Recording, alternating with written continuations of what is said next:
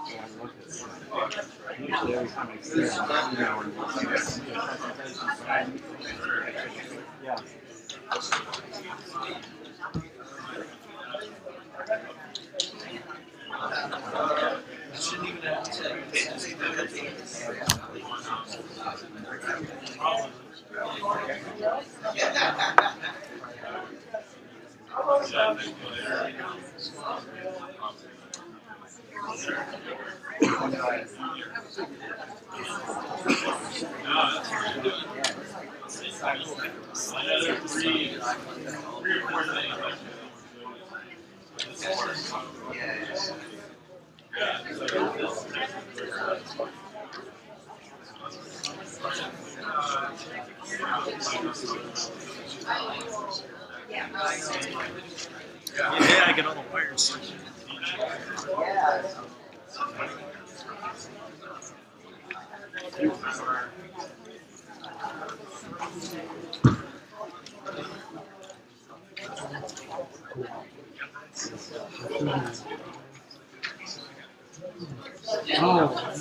Oh, this is public demonstration.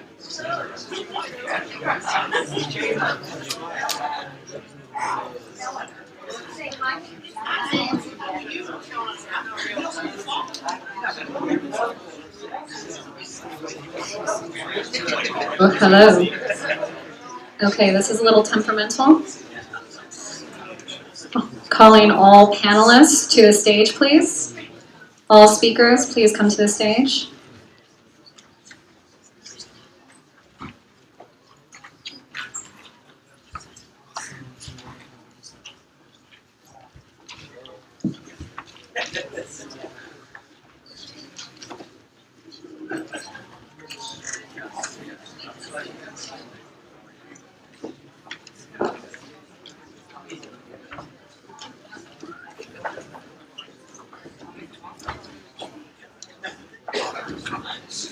Testing. Test, test.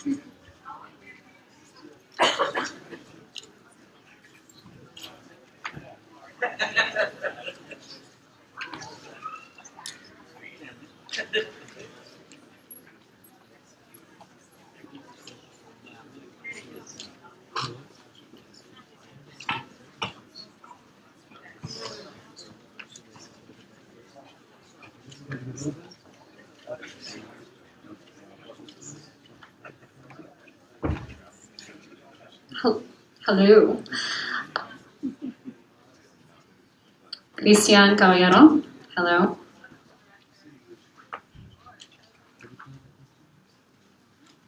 Hello? Okay, it looks like it's going to be that kind of evening. I'm so sorry. So for all the speakers that have the microphone, I think if you hold it on the bottom, it will work. I'm the political director for Travis County Democratic Party, and I'm so glad that you guys are here.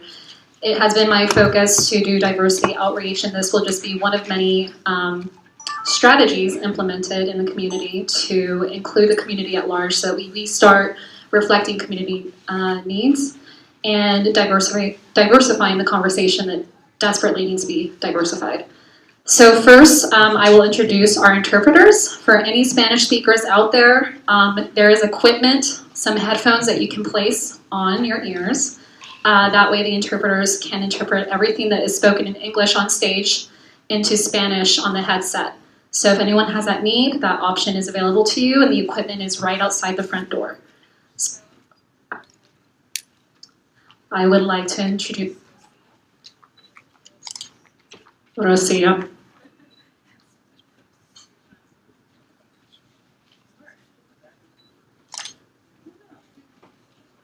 And Susanna.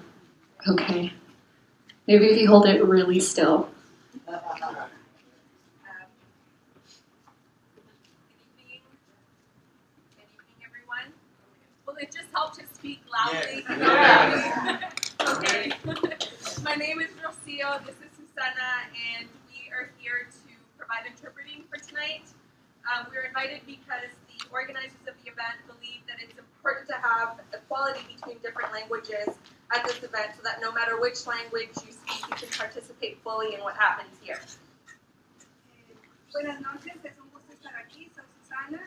Nos han invitado aquí porque los organizadores de este evento piensan que es importante tener igualdad en el lenguaje, no importa qué idioma ustedes hablan.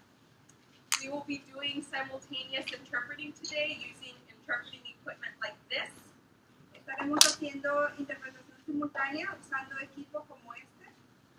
And we ask that everyone who is not fully bilingual in English and Spanish, please go and get one right outside so that you can fully understand everyone regardless of the language in which they're speaking. Les pedimos que cualquier persona que no sea totalmente bilingüe en inglés y en español, por favor vaya afuera y reclame uno de estos equipos para que puedan tener el interpretación. Today it is all of our responsibility to make this a multilingual space, and we're grateful to the organizers and participants for your commitment to that goal. Nuestra responsabilidad hoy es proveer, hacer de este un espacio realmente multilingüe, y les agradecemos a los organizadores y a ustedes por hacer esto. just a few points about the equipment. There is one button for volume and one for on and off. Please don't mess with any of the other buttons, like the tuning button or any other buttons. So, unos puntos sobre el equipo. Hay unos botones de prender y apagar. Estos son los que ustedes tienen que usar. Por favor, no se metan con los botones para sintonizar. We've already adjusted the channel, so it should be on 108.1, and that should work for all of the headsets. Ya ajustamos, lo sintonizamos en el canal, en el 108.1, y ese debe funcionar para todos ustedes. So just use the headset and lower the volume when you understand the language spoken, which will make it easier if people are switching back and forth between English and Spanish. Entonces, simplemente bajen el volumen. Si ustedes entienden el idioma que se está hablando, simplemente bajen el volumen y así pueden ir de un idioma. If your headset doesn't work, you don't have to suffer in silence. Just raise your hand and one of us will come to you and figure out what's going on. Si no funciona el equipo, por favor, no sufran en silencio, simplemente levanten la mano y una de nosotras va a ir a ustedes y darles un equipo.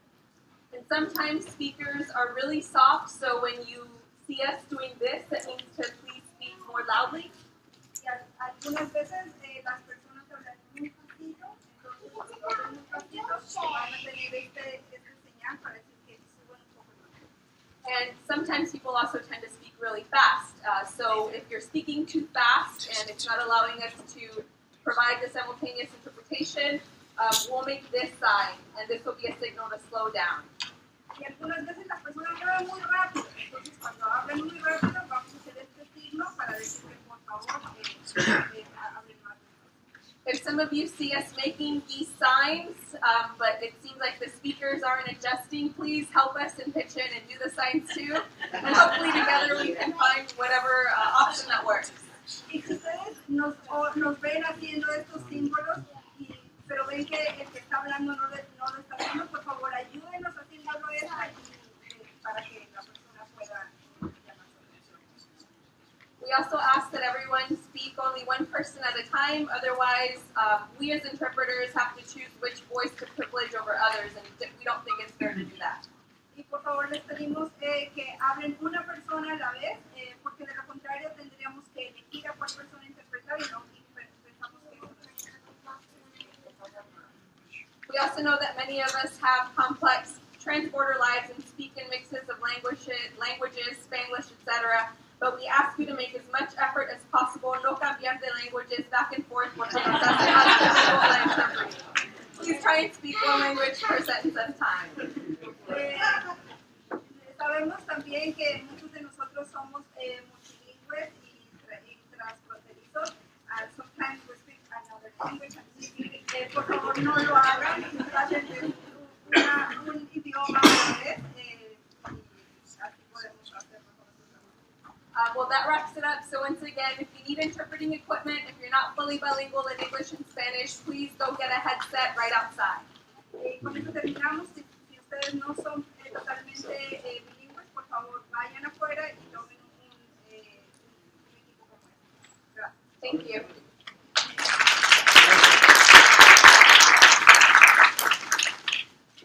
So as Rocio said, if you have difficulty hearing at all, I think we're just going to abandon the mic for now. Can everyone hear in the back room? Can you hear? Good? Okay, good. But if you need someone to speak louder to project more, just use this hand signal. This will be the good, safe hand signal for raising the volume. Next, I would love to introduce our wonderful chairwoman of the Travis County Democratic Party, Montserrat.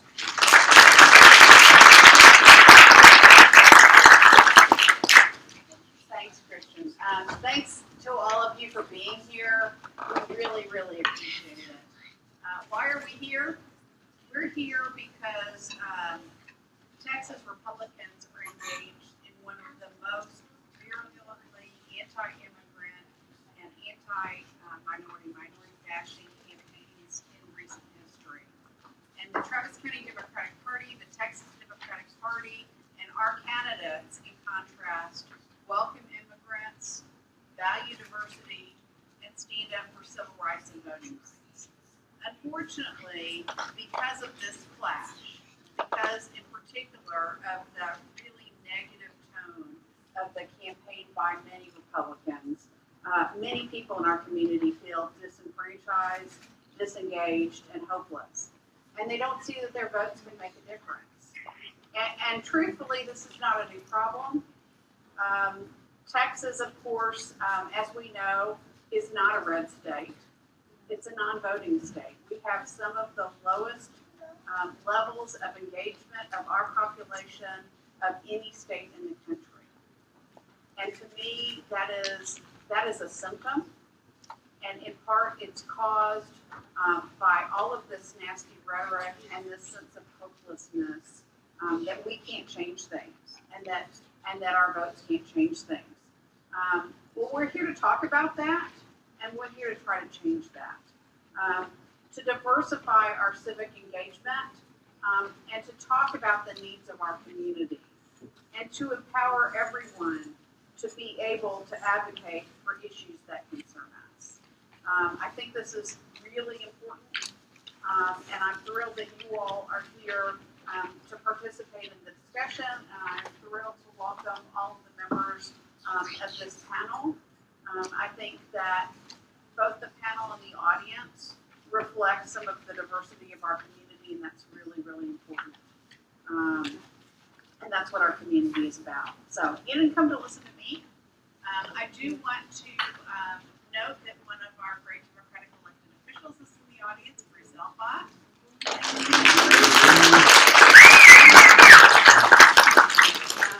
Our tax assessor, collector, and voter registrar. And I also want to introduce two state reps who are here tonight, and to mention to you that a third, Dawnna, was not feeling well and unable to attend and sends her regrets.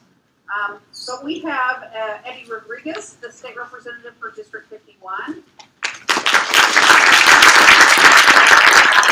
is, of course, the sixth-term state representative, first elected in 2002, and represents Southeast, East and South Austin and Southeast Travis County, and has been an incredible advocate for our community, and we're really glad to have him here.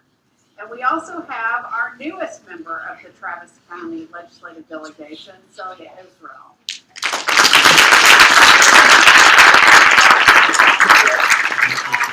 Celia is the state rep for District 50, which includes North and Northeast Travis County, and Pflugerville, and some of Northwest Travis County.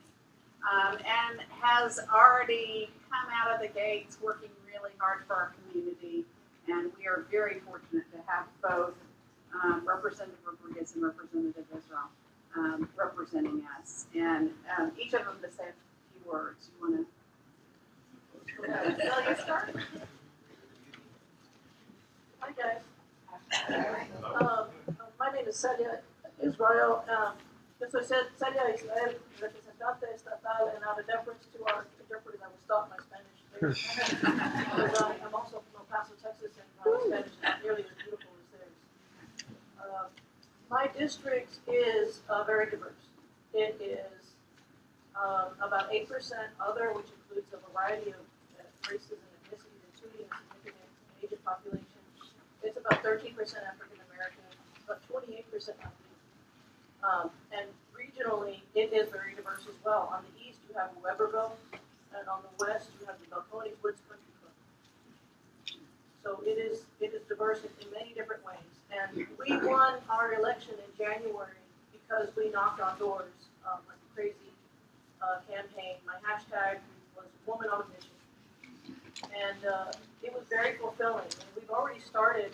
Justin Perez, you raise your hands so we can see my campaign manager.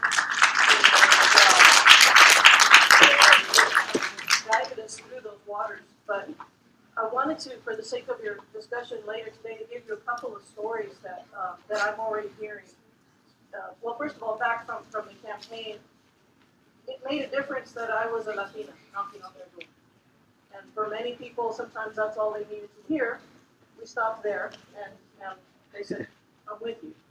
But for a lot of folks, it was helpful that I talked about my roots being a woman from El Paso, Texas, my mother being a Latina, born and raised in El Paso, Texas. And people want to feel that cultural connection when it was appropriate. I certainly was happy to talk to the voters about that. And more recently, my campaign team has already been, and we're almost done, making one pass through the doors of, knocking on the doors of those people who should be registered to vote but aren't. And in that, for example, you know, we knocked on the door of, say, Mr. Bettis, who was on a certain street, and we knew that he was registered, but his 28-year-old son, perhaps he moved here from Houston, was not. So we made one pass through that universe. But the stories that I heard from my team were also that there were a lot of individuals who were very, very happy to see us, but in a very respectful way said, I'm sorry, but I'm not eligible to vote. Meaning they were here and undocumented and not able to vote yet. So that 28% figure that I mentioned is very, very important to our future viability as a community and as an economy and as a powerhouse.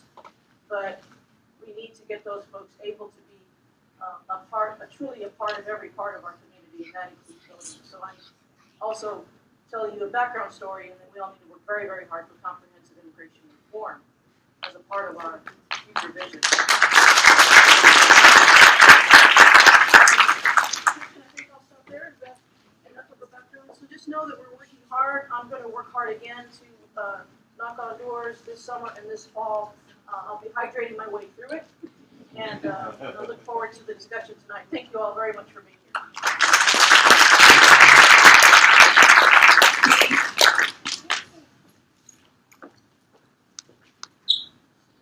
All right. Good evening. Good evening. So we have a lot of speakers here, so I'm going to be very, very brief.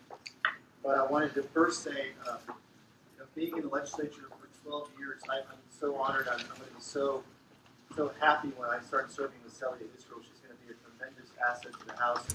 She's a dear friend, and I think we're all lucky in Travis County to have her representing us in the House. So I'm really happy to have her with us, dear friend. But I want to talk about my district briefly. It was mentioned. I represent South Austin, Southeast Austin, and Central East Austin, and it's gone through a lot of changes over the years. I've been in Austin since 1991. I've been in that neighborhood, which the neighborhood I'm talking about is just south of Cesar Chavez, up of Garden Street and Kamal Street is where I live, and I've been in that neighborhood roughly since 1999. So for a long time, and I've seen a lot of changes. And a lot of people that are from this area understand the changes I'm talking about. Paul, we've talked about this many times as well. Whether the word is gentrification, whether it's affordability, whatever the words you want to use, there's been a lot of changes to the communities in this part of the district, in my district, this part of Austin. And these are some of the challenges that I face in my district that really intermingle a lot of diversity issues. We don't want necessarily we want to welcome everybody to our communities in Austin. We're welcoming the city, but at the same time, what I've been struggling with the last 12 years is how do we preserve the best we can the communities that we have in place right now, right? How do you do that? Certainly at the state level, right? Working with the city level and see what we can do together. So that's been a challenge and really dynamic in my district. My district is over 60% Latino. It's a heavily minority district. And that number hasn't really changed that much. Just the cost of living has gone up a whole lot. And really that's happened around the whole city, not just my part of Austin. But the reason why we're here today, talking about diversity, is the very reason why I'm so proud to be a Democrat. Why I'm so proud to call myself a Democrat. How many of these forums do you think the Republicans are having right now? I'm going to guess 0. I don't know that for sure. I'm going to guess 0. But then the next question is, why is diversity so important? Why is it important not only to the Democratic Party, but why is it important for Austin? Why is it important for Texas? And out of a show of hands, how many people know that Texas is today majority minority state? That's a lot. That's great. That means that more than half the people in this state actually are not white, for lack of a less sensitive way of saying it. So, but I've served in the legislature for a long time, and the policies that the state house and the state senate has put upon the people of Texas does not reflect that diversity in terms of what's helping our communities around the state of Texas. So there's a lot to do and a long way to go in terms of getting our people to vote, our people to be represented in the House and in the Senate, at the local, at the state level rather.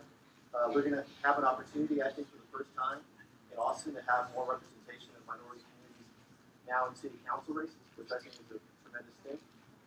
And so there's a long way to go. Again, I don't want to talk too long, but I do have a lot to say. I want to hear from you guys. I think one thing, let me just leave you with this. I know we've been talking about, kind of the party has for a long time. I've been talking about this for a long time.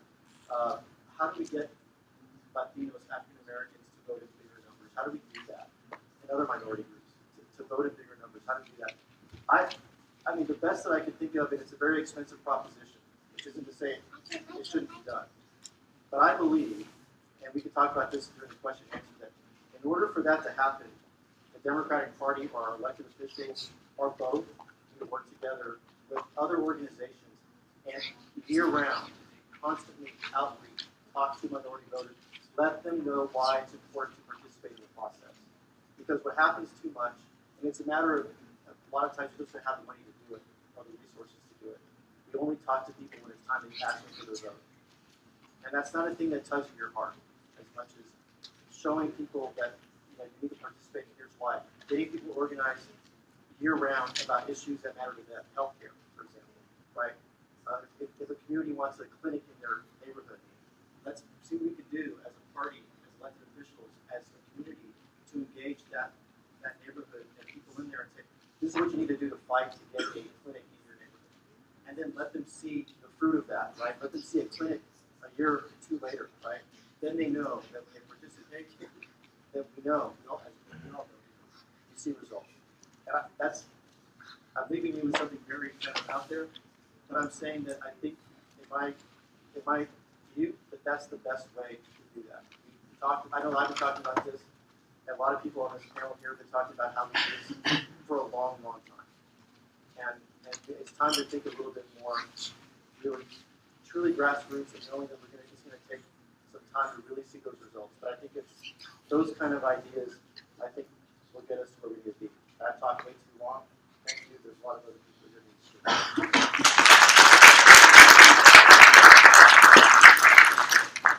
I see one other elected official who's come in. Councilmember Chris Riley is here. I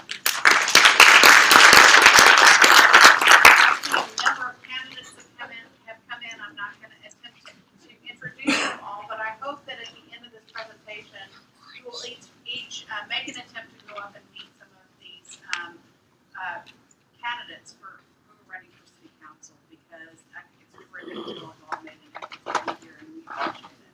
A couple other things to pick up on what Eddie just said. There are tables outside the door, people and groups that are actually working on voter outreach and voting and issues relating to registering people to vote and engaging them. And I hope that if you're inspired to do so, you'll stop and sign up to help those groups, because we all need to get out there and engage with potential voters if we're going to change this state. I want to thank Christian Caballero for putting this together. She's done a terrific job. And especially call out the Executive Director of the Travis County Democratic Party, who is here, J.D. Gins, who's here on his birthday.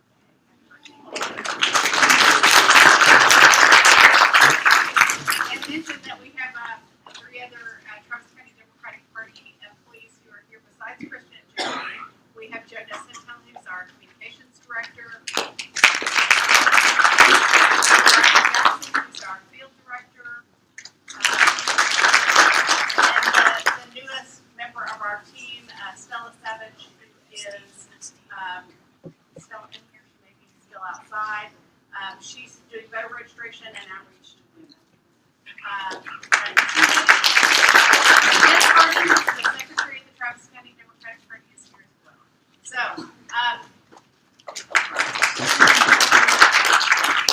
thanks to all of them, and thanks to all of you for being here. I'm going to turn back over to Christian. Okay, so now we will start our panel with a presentation with Brian Robinson.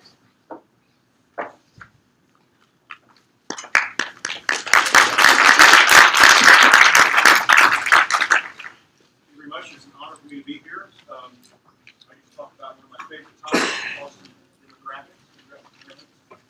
And as long as I've been doing this, which is almost 25 years, Austin's demographic story continues to revolve around three primary themes: growth, diversification, and separation. Certainly when I talk about growth, I'm talking about population growth and employment growth. But we have been at near the top of the list of fastest growing cities in the country for 3 decades running.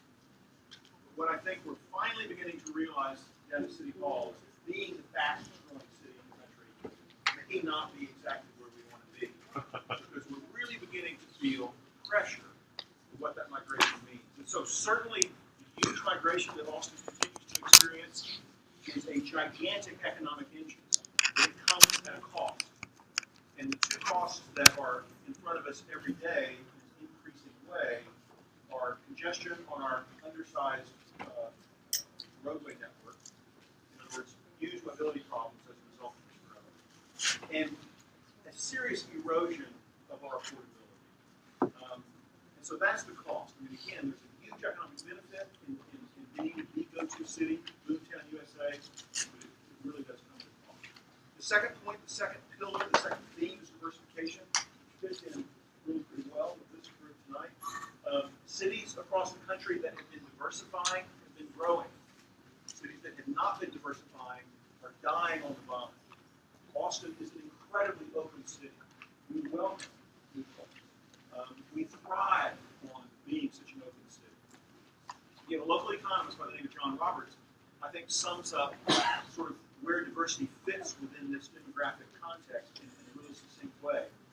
It's kind of wordy, so hear me now and think about it later. A city's level of sustainability is in direct proportion to its ability to integrate its diversity. Right, so he's an economist, and when he talks about sustainability, he's talking primarily about economic health, economic vibrancy. But I'm fascinated by that because it talks about the importance and the crucialness of integrating your diversity. And so I think we have to ask ourselves, yes, we're diverse, we're much more diverse than we were 30 years ago in so many ways, economically, culturally, racially, ethnically. But are we as inclusive as we are diverse? Are we as integrated as we could be given our level of diversification? And I would argue no, we're not even close to that. And the third theme is separation. Right? We are increasingly a city divided socioeconomics, values, political persuasion, and this is happening not simply in Austin, but across the United States. Different people write about it. A guy named Bill Bishop, Statesman in '06, wrote a brilliant book called The Big Sort, S-O-R-T, and the notion that we are self-sorting ourselves out. Some people argue that we are as segregated today at the country level, the national level, as we were in the mid-'60s. So that's kind of the three pillars. I'm going to throw a bunch of slides at you and go through some data, and we hope tie it up in a nice, neat 20 minutes, and then turn it over to this panel of really impressive panel, and they'll hold the floor. So, Mike, let's see if I can go right up on this side that first.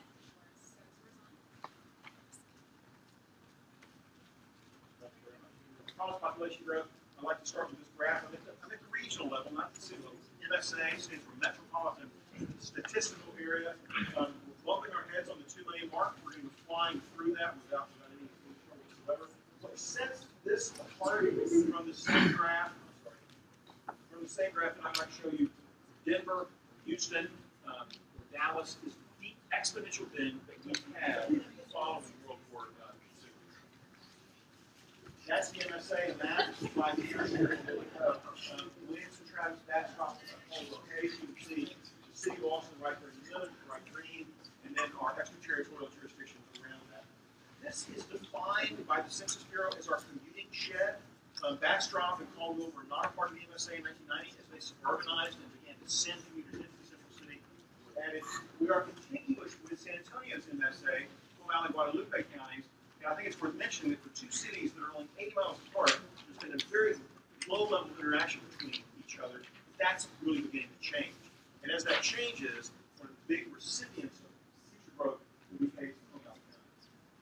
All right, here we have the latest data available from the Census Bureau that again confirms what we all know. We are the fastest growing large metropolitan area in the country. With the third top 10. DFW slips off the list and goes to 12. Goes up to Oklahoma City. A little bit surprised to see Phoenix and Orlando back on that list. When the housing bubble had popped, Phoenix dropped to its knees because its economy was so predicated on the housing construction industry. So I'm going to talk a lot about the differential, the economic differential between Austin and almost everywhere else. But what I should really say is the differential between Texas cities and everywhere else. Yes, the Great Recession came to Texas, but we were last in, first out. And it's amazing that that differential, in other words, our economic health, has been such a big driver of our growth. That's finally beginning to lessen a little bit. I'm saying it's good news for the rest of the country, and it's also good news for us because I think our growth is going to slow a little bit. But it will be like the slowing of a speeding bullet, right? I'm not saying we're going to slow down anything that we might slow growth. All right, one of the reasons in my quest is trying to understand why is it that Austin continues to grow and why will it continue to grow, in my opinion. I will offer up a sequence of 2 slides. I'm going to do this one and follow with the map. Right? We're the 5th highest ranked metro in terms of education attainment for adults. Richard Florida would argue that that top 10, DC top 10 states, Austin, all the way down, that top 10 has been decades in the making. That hasn't come together in the last couple of years. And it positions Austin in a very bright light to enjoy the fruits of a knowledge-based industry. Knowledge-based industry workers can work anywhere they want to, and therefore they are drawn to cities that have a high quality of life. So that symbiosis, that simultaneity is so important. But my point is that I want to follow that. Yes, we rank really, really highly on this. Look at the spatial variation of education. You have some neighborhoods where less than 5% of the population is going to bachelor's degree, and other neighborhoods where that ranges from 85%. I'll show you a map toward the end of my set. It's median family income. The 2 maps are similar, they're not exactly the same. But as a data nerd, this map to me is fascinating because it shows the richness and the variation we have in neighborhoods. Right, unemployment rates, it's worth mentioning, at an incredible 3.8%. I'm surprised that it has stayed that low because we continue to attract low economic migrants. Again, I'm talking about this differential, people coming here from other parts of the country. They may not have a job in Texas, but the prospects for a job is far better in Texas in so many other parts of the country. And it's a very different type of California than the ones that John Kelso used to be talking about, and yet we're quite open. All right, a point that I want to make is that I think that this boom is very urban-centric, and as a piece of evidence, I would show you growth from the last 3 years looking at the county level. Travis County has grown by almost twice as much as Williamson has. That's a reversal of what we saw in the double laws. It's a return to the pattern we saw in the early 90s. And it certainly speaks well to our momentum as a city. I think that we're growing as a region because of the fruits and the virtues that are contained in the city of Austin. Now, I'm biased, but I think that this begins to make my point. Our spatial patterns have never got to change. I'm going to go through a sequence of maps. It's a change from 2000 to 2010. It's 34 years old. This was the first map that I made. And I got my grubby little pants with Census 2010 data, which for me was like Christmas times 10. But it kind of confused me because there are a couple of things that I want to explain. So the red, not trying to show 2 directions, lost and gained. You see that one bright red census tract just east of 35 on East Riverside Drive, just before Census 2010 was taken. About 2,000 apartment units were demolished. They're currently being replaced, but I'll air quote replaced because what was destroyed was workforce housing, reasonably priced, and what's being built there now. And I'm not saying it's pro or con, I'm just trying to call it like it is much more expensive rent than for-sale condos. So those units will catch back up and you'll see growth. It will be a different type of house. But what fascinated me was more of a sort of shallow change in places like 7704 and 7702. So this is total change. I want to show you the sequence. That's change for children and that's change for adults. And you can see how different those landscapes are. Right? Look over in East Austin. And if that's not an artifact of gentrification or a piece of evidence of gentrification, I don't know what is. Every census tract just east of 35, almost completely within 02, had a loss in children. But that same set of tracts had a huge gain in adults. So that's what the beginnings, I won't say the beginnings, that's what gentrification looks like. It's not just a change out in the income of the households, but there's a huge age change as well. And this is kind of further proof. This is for 7704. Every single cohort, from little bitty babies up to 17-year-olds, there were fewer of those folks in 2010 than there were in 2000. And so There's a couple of things going on, but one of the drivers of this is family flight out of the urban core. The urban core has become, as everyone in this room knows, a much more expensive place to live than it was. In a very serious fashion, right? So at the zip code level, with 05 to 2012, some of those percentage increases. Now, I'm not showing an increase of absolute value. If I did that, 03, 31, 35, those would come jumping off the map. But to me, if you want to measure pressure, you should do it in terms of percentage change. 7702, a tripling of the median value in that 7-year period. Not a single zip code within the central city was even sort of stable. It's all had steep increases. That's a map, the current map, of partly funded project under construction. And this is one of the reasons why this boom is so urban-centric. My colleagues down at the planning department live by the mantra, density equals affordability. Normally, I could understand that on a theoretical standpoint if the market were in equilibrium, but we have seen the emergence of two rental markets. One, a luxury rental market, and the other sort of a rental market for everyone else. So I'm not so sure that density does equal affordability when you hold everything else constant. Well, that's a beautiful photograph taken by my colleague Mike Knox. Back in the day, we used to think cranes were the harbinger of the next bust. Seem to be hanging in here on this one. I've tried to make a map of cranes and have had a difficult time getting my hands on the data. But boy, there are a lot of them. And this is a shot of South Lamar. If you haven't been on South Lamar lately, I encourage you to go drive it and see how it's changing. The midline to Ladywood Lake. There are 3,400 units emerging out of South Lamar. Again, not to be overly disparaging of my employer, one of my bosses in the room, but honestly, we do not do cumulative impact analysis, right? We've got 3,400 units coming in. No one in the city, to my knowledge, is doing, what does that mean, right? Well, on the one hand, will this increase the potential for transit? Will it increase walkability? Or will it be households jumping in their Beamer and sipping down cold food? I don't know. We don't know because we haven't done the analysis. We improve land use change on a site-by-site basis. All right, profound diversification. This is the way it looks right now, 2014. Representative Rodriguez mentioned that the state was majority minority. In other words, there's no longer a non-Hispanic Anglo majority. And it's interesting because the city of Austin looks more like the state than it does in some regions. So that's to point out the non-Hispanic white number is dropping, the African American number is stable, potentially dropping, and then the Hispanic number is surging as it's what does this look like for children? Again, we have 52% of all children in the city right now of Hispanic origin. So that shows you the age differential, and increasingly right. Looking at growth in 2010, most of our growth came from the Hispanic community. 75% of the growth came from non-Anglo groups. Let's look at that same thing for children. 100% of the growth for children for the city of Austin came from non-Anglo. Now, I want to go back and talk a little bit about international immigration because it's such an important component to our growth and double laws. And as again, everyone in the room knows, it will be right back in terms of being influential. Importantly, 23% of our growth came from international immigration. That peaked in probably 06 and 07 at the national level. It really probably slowed to a trickle in 09 and 2010 as our national economy was very, very soft compared to what it had been, and that differential between Latin America and the United States began to equalize. But this is the graph that I pulled from the New York Times, and I think it's fascinating. It's entitled Children Caught at the Border Imbalance. You can see that drop off from Mexico there, 09, 10, 11. Look at the surge in 11 and 12. Again, I think anyone who reads the newspaper is following this. I pulled a couple of photographs also from the New York Times.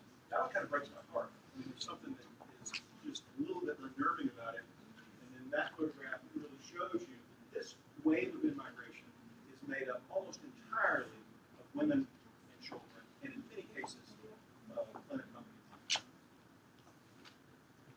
See, I could go on about this. I read some the other day that of the children that have been put in shelters, 85% of them have been placed in homes where they had a close relative, and 50% with a parent.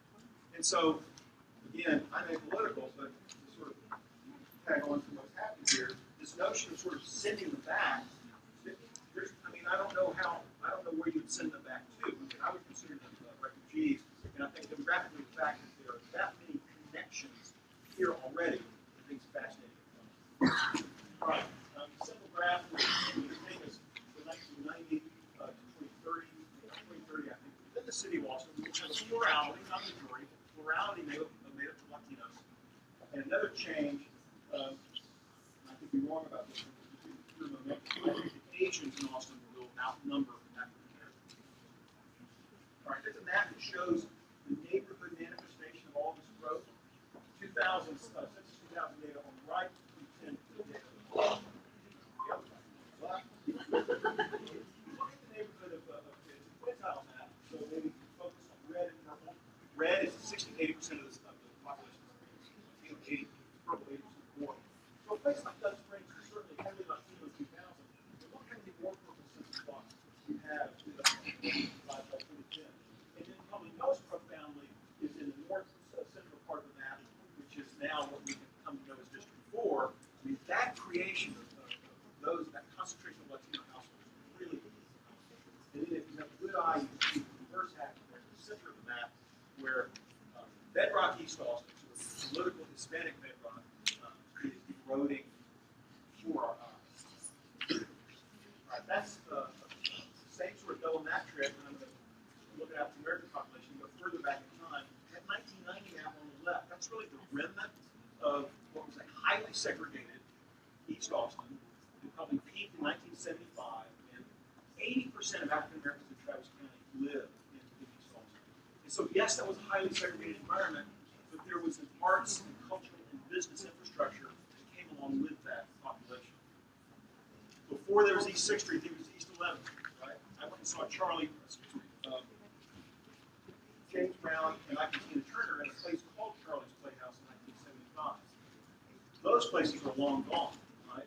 As that population, this population began to migrate, I would argue well before the forces of gentrification really began to put pressure on East Austin. These households left of their own volition for a variety of reasons.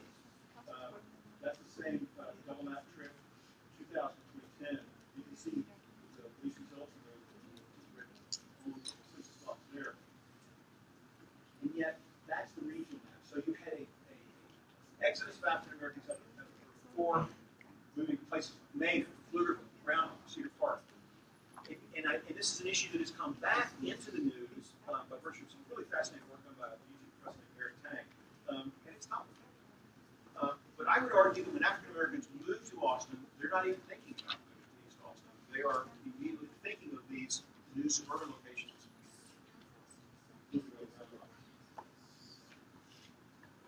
Cities all across the country experience this black flight, William Fry called it the decade of black flight, and a handful of cities that have seen it reverse. But however you slice it, however you measure it, we're not getting as much of a reverse migration of African American households as other cities, certainly Houston, Atlanta. Those are big places, but even the smaller places like Birmingham, Jacksonville, Florida, right? So we're missing out and having trouble attracting the it's something we've worked on for a long time. Can we move the needle on that? Can we change that? I don't know. I'm hopeful that our vibrant economy will, at the end of the day, be what makes us attractive to everyone. All right. A couple of graphs. We should talk about our Asian population. Our regional population has doubled almost every 20 years. Our Asian population is doubling every 12 years, which is phenomenal. We have the 10th highest share of total Asians, even higher than Houston, even though the absolute number of the Asian population is much larger. This is one of my favorite graphs. It shows the diversity of our Asian population, right? That's a big bucket from Pakistan to Japan, the Census Bureau classification information. What surprised me personally is that the Indian subcomponent has become the largest of subcomponents. But that's an incredible amount of diversity within that large. All right. Big poverty differentials and stubborn socioeconomic separations. This is my part where I talk about this theme of separation. I want to show a couple of things. I'm going to go Murdoch to show a data table. Our overall poverty rate for the city is 20%, related somewhat by our large population. Begin to look at it in age. And Hispanic poverty rate for the top right, these are young children, 44%.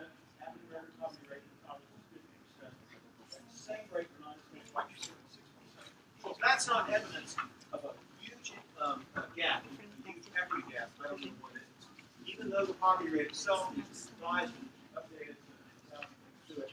That's pretty cool. So let's create our own universe. You're a toddler, you live in a city, you're underneath poverty level. What does that population look like? 77%.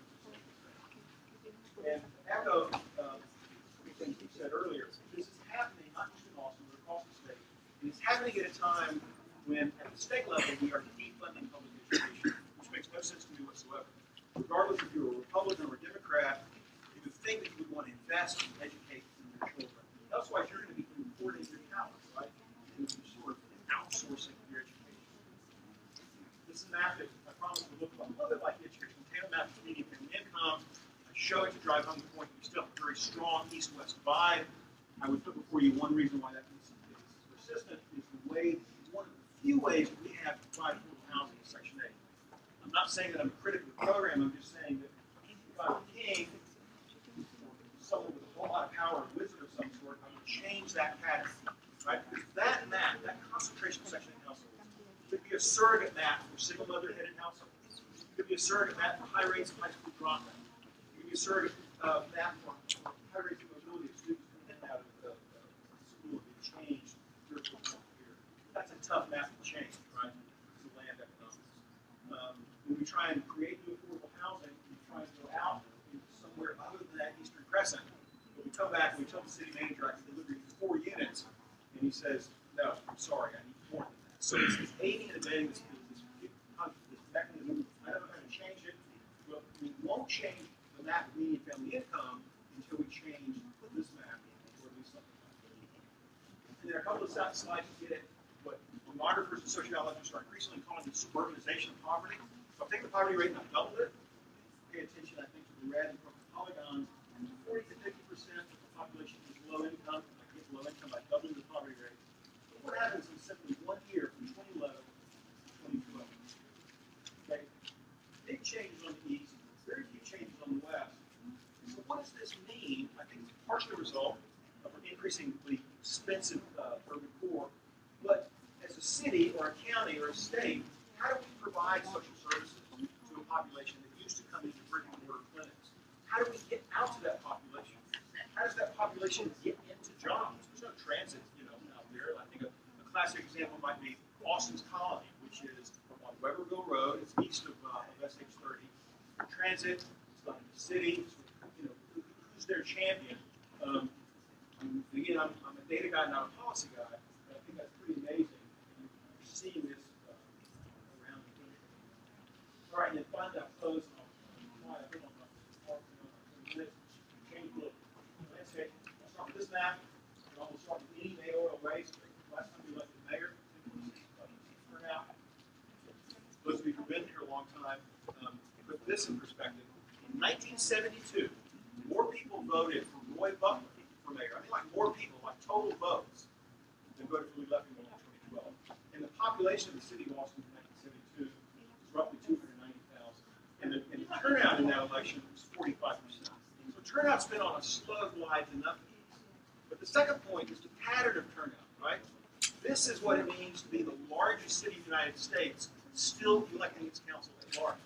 But the Senate turnout, we follow this with absolute votes. You can see that's a little bit different. This is like sort of C may not turn out at the rate that Terrytown does in the box. But if you live in a red or purple polygon, you live in a part of the town that represents roughly 35% of the population votes. But you have been casting fully 70% of the vote. And so we put before the voters for, I think, maybe the 6th time in 30 years, the chance to not be a voter, the chance to go to district. And this personally is one of the favorite seven. So this is one of my personal favorite maps because it shows something really fast. Right? So orange and red, those are the only neighborhoods that voted to keep the status quo, which shouldn't be surprising. Right? Because those are the folks that have been enjoying the hegemony of what it means to be at large. What's the agreement around the city? University of Texas, East Riverside, on top, Onion Creek, North Shady Hollow, Circle C, Blues and Light Blues, River Place, Canyon Creek, Andersonville, Avery Ranch, Gracie Woods. They all say we want something different, and that something different is geographic representation. And that's the ultimate map drawn by independent I think it's a pretty decent map. And I think we're in a really exciting, historic period in our city. We're going to have this big, big political change. I think it's going to increase representation. I really do. I think that with mathematical certainty, we can predict a more diverse council. And it's not as big to the current council. I think it's great. But they all basically live in super central Austin. So by virtue of forcing our council members to live around the city, I think we're going to have a step in the right direction. I think that's all I've got.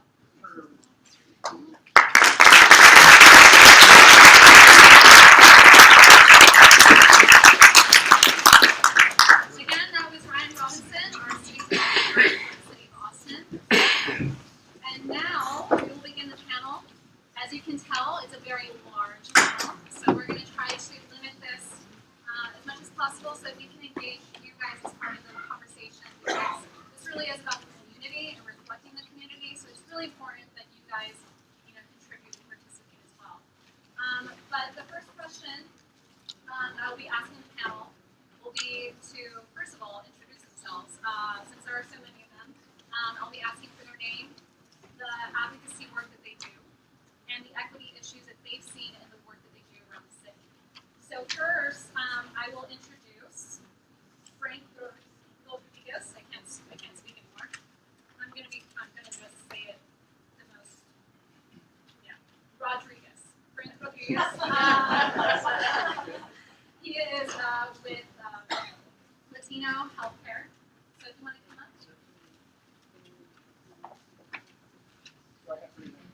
So, if I don't speak loud enough, please do the gesture. If you don't like what I say, don't do this.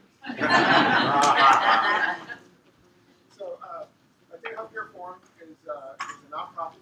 We're in HABLA, and our focus has been eliminating healthcare disparity. So, when we talk about healthcare, there's two things that we talk about: disparities and then diversity. We need both in healthcare. Diversity so that you can attack those outcomes that affect different populations.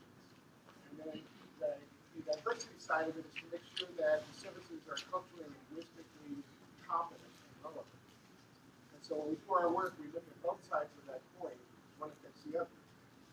Our work is focused primarily in the last few months on Obamacare, the ACA insurance marketplace. We're one of those navigators. Central Texas, unfortunately, did not receive any federal money for navigation. We were navigators. So luckily, the local healthcare agency stepped up, Central Health, and funded us for the full 6 months, and we did outreach and enrollment. Texas, as you know, is the top state for uninsured. And Travis County has about 20% uninsured. About 1 million people in Travis County, about 19% uninsured. And that's about 210,000. And the 210,000, about half of those are Latino. And so our focus has been Latino population, underserved vulnerable populations. So we use community health workers, 34 community health workers. These are folks certified by the State Department of Health Services to do community outreach enrollment work. And we were able to affect, in combination with other efforts, Foundation Communities, Enroll America, other groups, about 40,000. So of the 210,000, about 40,000 got enrollment health insurance. We made a dent in that. The next 6 months of enrollment that starts, well, no less than 6 months, starts November 15th, we'll start again. So we'll have boots on the ground to continue to do that work. That's the issue of disparity, because the number one barrier to good health is a lack of insurance. And so you start out with the insurance. From there you go to the issue of care and making sure that folks are getting culturally, linguistic, competent health care. And so we advocate for those patients and provide providers with tools to be able to engage with those patients efficiently. One more minute. So the last thing is I wear a hat also. I'm the chair of the Latino Hispanic Quality of Life Commission for the City of Austin. So in that context, we're looking at 7 areas, and all these areas are going to be discussed tonight for the most part. It has to do with arts and culture, economic development, transportation, youth services,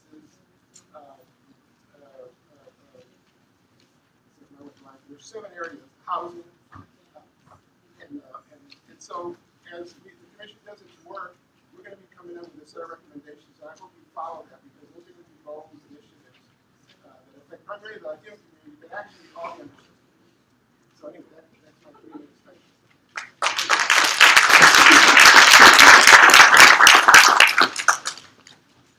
Next, I will have Marshall Mitchell, who is a representative for Texans with Disabilities.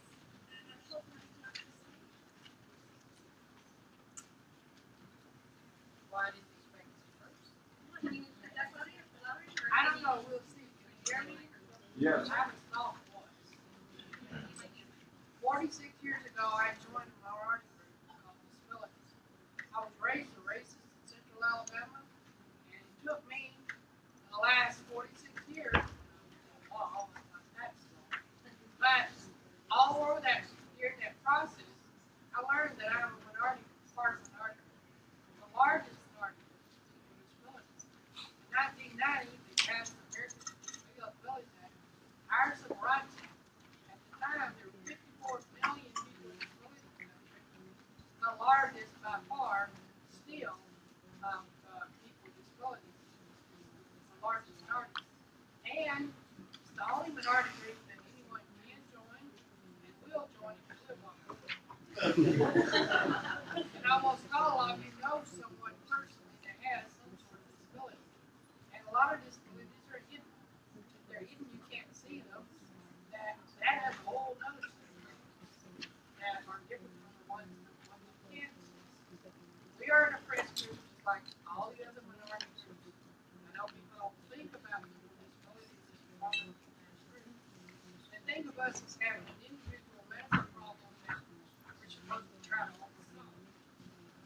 Well, sure, we can find a way to overcome our disability, that's great. But when you injure your spinal cord injury, you have a spinal cord injury, it's not likely to happen, it's not yet. So, 46 years, I've learned to use it for minority. It took me a long time to realize that, and people a long time to see all that and see what's happening. I haven't seen work in 35 years. I used to live in Amarillo, Texas. And, I came here about once a month, and there wasn't one bus, there was no transportation of any kind. Talked about, all 4 rights around America, trying to get to the back of the bus, and we couldn't get over there. At all. There was no way. All those tax dollars, our tax dollars went to the bus system as well as the all and there's an 80 what's hard because 88 chainsaw and every bus. I lived in Austin after working at Washington State University for like 30 years. And when I retired and moved here, and I got on the bus for 35 miles to drive, we worked so hard to make that happen. Now I can get on every bus every day. I get out of my wife's chair. We're both retired now. And so, I've lived through a lot. I was seen a lot of change, seen a lot of change in the demographics, and hopefully this change in demographics in the larger Hispanic population, we can get everybody to vote, turn things blue, turn the United States.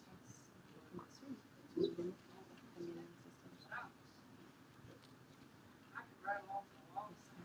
I created the Disability Studies Blind Group, studies, other on white Pacific group and created the Blind Disability Studies. We had a lot of students who came to learn about disabilities. But because of years of youth and the economy that crashed in 2008, I lost my job and all of that work was 20 years now. It doesn't matter. Oh, I hear people and say that it doesn't matter.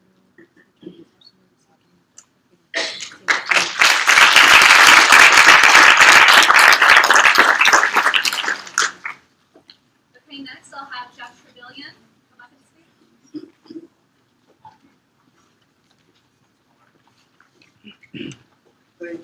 Can you hear me? All right, just making sure. Grew up in the Baptist church. During the day, I work on workforce issues. I work for the city of Austin at the Department of Public Works. One of the things that we try to do is help employees at the department understand how to build their careers while working at the city. Now, it sounds like something very simple, and when you have a department of engineers and architects and inspectors, probably is a simple thing because they're trained to take certification tests and do a certain number of hours of training per year. But that doesn't always happen on the blue collar side. What we have been focusing on first is our street and bridge organization because it is the part of the department that is the most minority part of the department. So it's been interesting to me to help define the things that help people get from a Tech 1 to a Tech 2 to a Tech 3. We try to make sure, or we do make sure that we provide a living wage and insurance for the folks that work for us. It is the type of opportunity where even if you've gotten in trouble before, even if you haven't received your GED yet, there's still opportunities to learn and grow and build a trade. So what we focus on primarily is how to get you from Tech 1 to Division Manager. So that's my day job. At night, I work on issues that help people get out off the poverty line. I have worked with the NAACP for a number of years, and what we try to do is identify and build ways to address issues that affect our communities, that affect our community. You know, we look at the city of Austin, and we pointed out that the African American population in Austin is shrinking, but the African American population in Travis County is actually growing. When you look at, and if you don't believe that, all you have to do is go to a Hendrickson Pflugerville high school football game. And what you see is a lot of fun. It looks like an LBJ Reagan family reunion. And what we're trying to, what we have to do is point out the things that make people move out of this city if we want people to move back. When we bought a house 17 years ago, I told my wife I wanted to live in University Hills. But when you look at the types of things where you can go to eat, where recreational opportunities are, where one goes for entertainment, those places did not exist in East Austin like they exist in Pflugerville and Maine. So if we want families to move back, then we have to build places where families can where you can grow and develop families, and particularly children. So it's important for us to recognize that we have to build the things that make family possible. And we also have to focus on, it's important to say that Austin has a 3.8% unemployment rate. But when you look at your minority communities, you see a 20% unemployment rate. And that's not acceptable. And we've got to make sure that we do the things as policymakers or as folks who implement policies to make sure that kids have an opportunity to grow and be a part of this.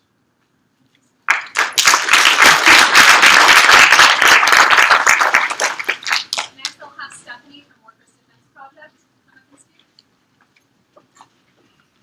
Good evening. My name is Stephanie Darkanian. I am the Director of Research and Policy at Workers' Defense Project, and I will also be wearing a new hat as well. We started a 501c4 organization that works in partnership with Workers' Defense Project called the Workers' Defense in Action Fund. Workers' Defense is a statewide membership-based organization, and we are winning better standards for working Texans, and we're doing that in partnership with many people behind me on the stage and many people that are in this room. We are an organization that has over 2,000 members. In Austin, we have about 2,500 members statewide, and we primarily organize, provide services to, educate, train, and advocate on behalf of people who work in the construction industry. You saw earlier in the presentation that there is a lot of construction going on in the state and in the city. I know that many of you all see see cranes all over the city all of the time. You probably have family members who also work in the construction industry. More than, I think 1 out of every 13 workers in the state works in construction. So construction is big business in Texas. Construction is also a dangerous and deadly industry in Texas. We are the only state in the country that does not require workers' compensation or the equivalent of workers' compensation. So what does that mean? That means that we have more construction workers who die in Texas every single year than any other state. Your typical Texas construction worker is 4.5 times more likely to get injured on the job than any other Texas worker. So we're talking a lot about how Austin is growing, how our state is growing. We are seeing construction boom all across the city. We are seeing cranes going up. We are talking a lot about economic development and how we are building our state. And what we do at Workers Defense Project is try to say, you know, we need to think not only about what we're building in the state, but how we're building in the state and who's building it. We are fighting to make sure that construction jobs are good jobs, they're safe jobs. 50 years ago, people could work in construction and they could provide for their families. They could send their kids to college. We know that nowadays about 50% of this city's construction workers are not able to earn wages that are letting them put food on the table for their families.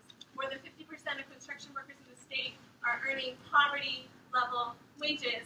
And there's a lot that we have done to address those issues, and we can do even more. Just to provide you a really brief example of what's happened in Austin locally is we have worked with City Council to require that developers who are moving to Austin, who are receiving our tax dollars through the Economic Development Incentive Program, are required to maintain certain basic standards on their sites. So they are required to provide workers' compensation, they are required to provide a living wage, craft training, safety training, required to invest in the development of their workforce. So that's something that we have done here in Austin. One of the things that we are continuing to fight for on the state level, again in partnership with many people here, is really to work on increasing safety in the construction industry so that the people who build our city are taken care of. So I will stop there, but thank you so much.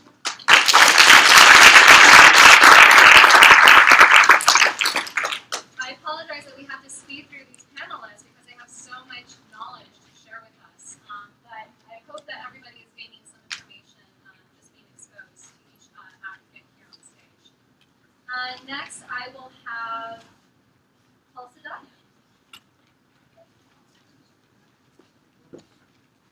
Hi, good evening. I'm Paul Saldana. I'm one of the co-founders of HABLA. HABLA is an acronym that stands for Hispanic Advocates Business Leaders of Austin. By raise of hands, how many native Austinites do we have here? All right, good. I'm a native Austinite. I think we're on the endangered species list right after the salamander. But, so let me tell you about HABLA. HABLA is an informal Latino think tank that was started a little over 10 years ago by Roberto Martinez. He brought together a small group of us to talk about quality of education in Austin. Some of you all may remember John and Delamay Moore. Delamay Moore was one of the founding members for Austin Community College. And so our group got together to talk about how can we engage the community and parents in particular to be involved in the education of their children. And that's really how HABLA got started.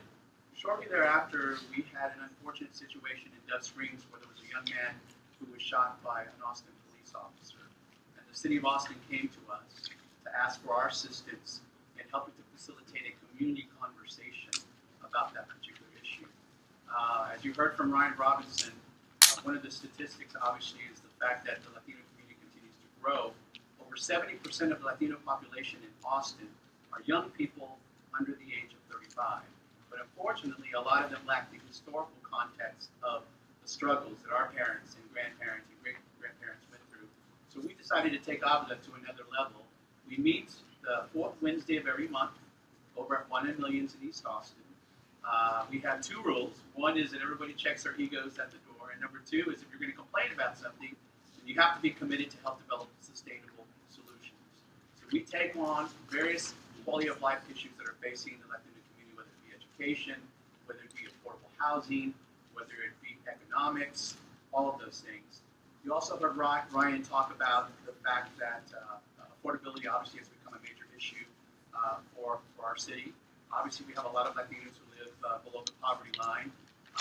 And one of the things that we do is we help to educate our young people. When they get their first job working at a fast food restaurant, they're making minimum wage and all of a sudden they think that's a lot of money. So we help to educate them, to remind them that in order for you to afford a 2-bedroom house in Austin, Texas, and you're making minimum wage, you have to work a minimum of 92 hours a week to be able to afford a 2-bedroom house, a 2-bedroom apartment in Austin. And so that certainly helps to change their perspective on that issue. I mentioned I grew up in East Austin on Riverview Street. My parents bought that house in 1968 where I grew up for $5,600. 7 years ago, that house and property sold for almost $400,000. And while everybody has seen property taxes and property values increase in Travis County, the fact of the matter is in East Austin, over the last 10 years at least, we've seen the property taxes and values increase between 400 and 600%. So when you have people who are on limited incomes, like our senior citizens, for example, they can no longer afford to live in East Austin. So that obviously is a major issue that we need to take on. Real quickly, 2 good examples of affordable housing projects that I encourage you to check out. One is called Think East. It's near where the tank farms used to be in East Austin. That's a good example of how a developer is actually serving the community by providing job opportunities, by providing work-to-live units, actually providing affordable housing. There's also another project in East Austin called the RBJ. I happen to sit on the board of directors for the Austin Geriatric Center, RBJ. We own the 18 acres of prime real estate along Lady Bird Lake. We have serve seniors 250 units, and our commitment is that we're going to redevelop that property, double the number of units of affordable housing for seniors. Our average senior age is 78. Our seniors make less than $13,000 a year. And I think you would agree that senior citizens are among our most vulnerable, if not most vulnerable, in our community. So it's important upon us to make sure that we provide affordable, safe, quality housing for them. So I encourage you all to check it out. Thank you.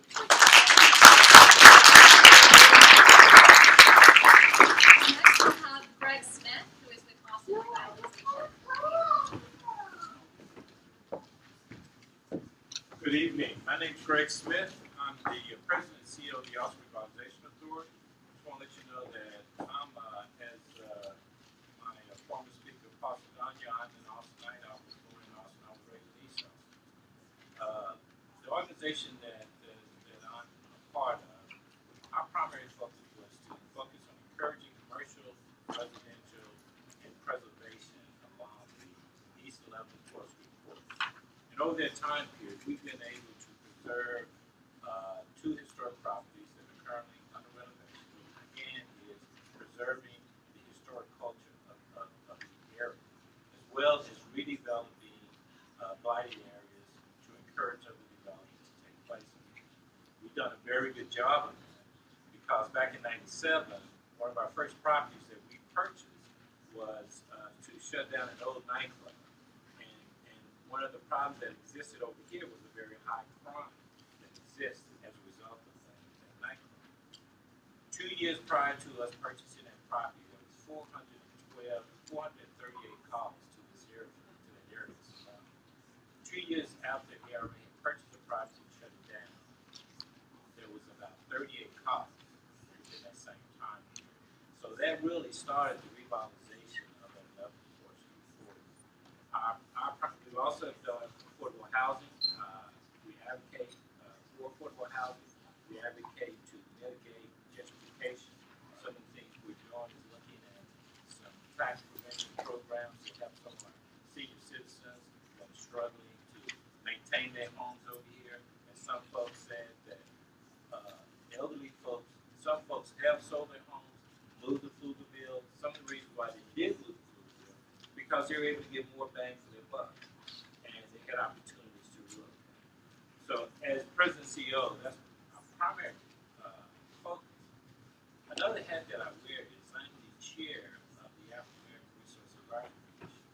We're right now celebrating our 10th year of the initiative getting started in 2002. We had 6 categories that we identified where disparities and inequities exist here in Austin for African Americans. I'll just run those off. One is neighborhood sustainability. We're talking about affordable housing. This area here is completely unaffordable. I would say 20 years ago, you was able to buy a single-family lot over here for about $5,000. Today, a single-family lot, that same single-family lot can go for $150,000. That's just for the vacant lots. Public safety is one of the priorities that the Resource Advisory Commission looks at. We've had a number of shootings over the last 5 or 6 years of African Americans and minorities being killed by the police officers. So public safety is a strong important issue for our commission. Health and wellness. African Americans have one of the highest rate dealing with AIDS and HIV. Arts and culture and entertainment is another one of our focus. Education. One of the problems with there's a big disparity in education for African Americans. Dealing with economic development is jobs. There's been a lot of job creation here in Austin. There's a lot of jobs, a lot of business moving here with the technology industry, with math, engineering. But you're getting those. That's where all of the wealth is coming in, and things are becoming unaffordable because people have a lot more disposable income. But we are missing the lower mid-educated folks to get those mid-level jobs so that they can also afford living not only in Austin but particularly in East Austin. Thank you.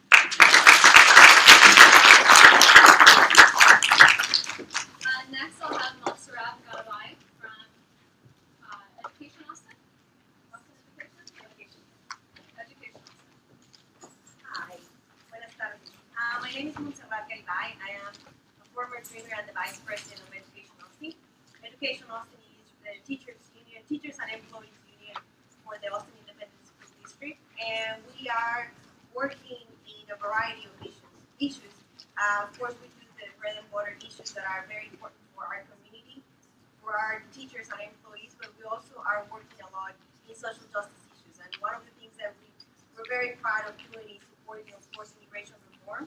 We have around 71% of Latino families are mixed status families, which means that perhaps one member is undocumented and one person is a permanent resident and somebody else is a U.S. citizen. So even within our own membership, teachers and school employees, we have a lot of that. So we have taken into account this information, and we are doing a lot of citizenship drives, also DACA clinics where we're giving information to the educators and to the community about the Deferred Action Program that President Obama passed in 2012. And this is a way for us to establish collaboration with the community and also letting them know that immigration is an important issue in our community. As you saw the presentation that happened, that we have a lot of Latino families that are in a limbo, and that's something that we're working a lot with. We're also doing a lot of, we started a new initiative, the Poverty Initiative, where we're working with labor organizations and also nonprofit organizations, where we're building relationships on how we can help them advocate for the students, for their families, whether it's with Workers' Defense Project or Interfaith or other organizations, where we really can collaborate in issues that are regarding poverty and, of course, public education. And that's just a little bit of what we do in that regard. But we're fully committed to improving the life of our teachers, of course, and our bus drivers and employees, but also of our students as well.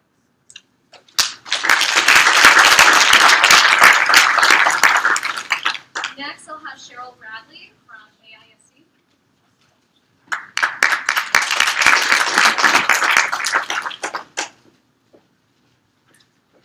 This has been an interesting conversation as I listened to everyone talk about the increase in taxes.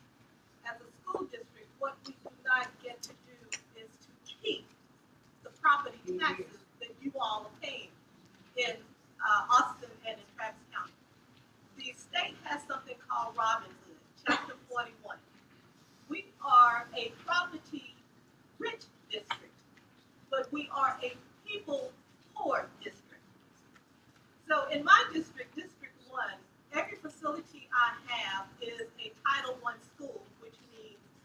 that the socioeconomic status is free and reduced lunch.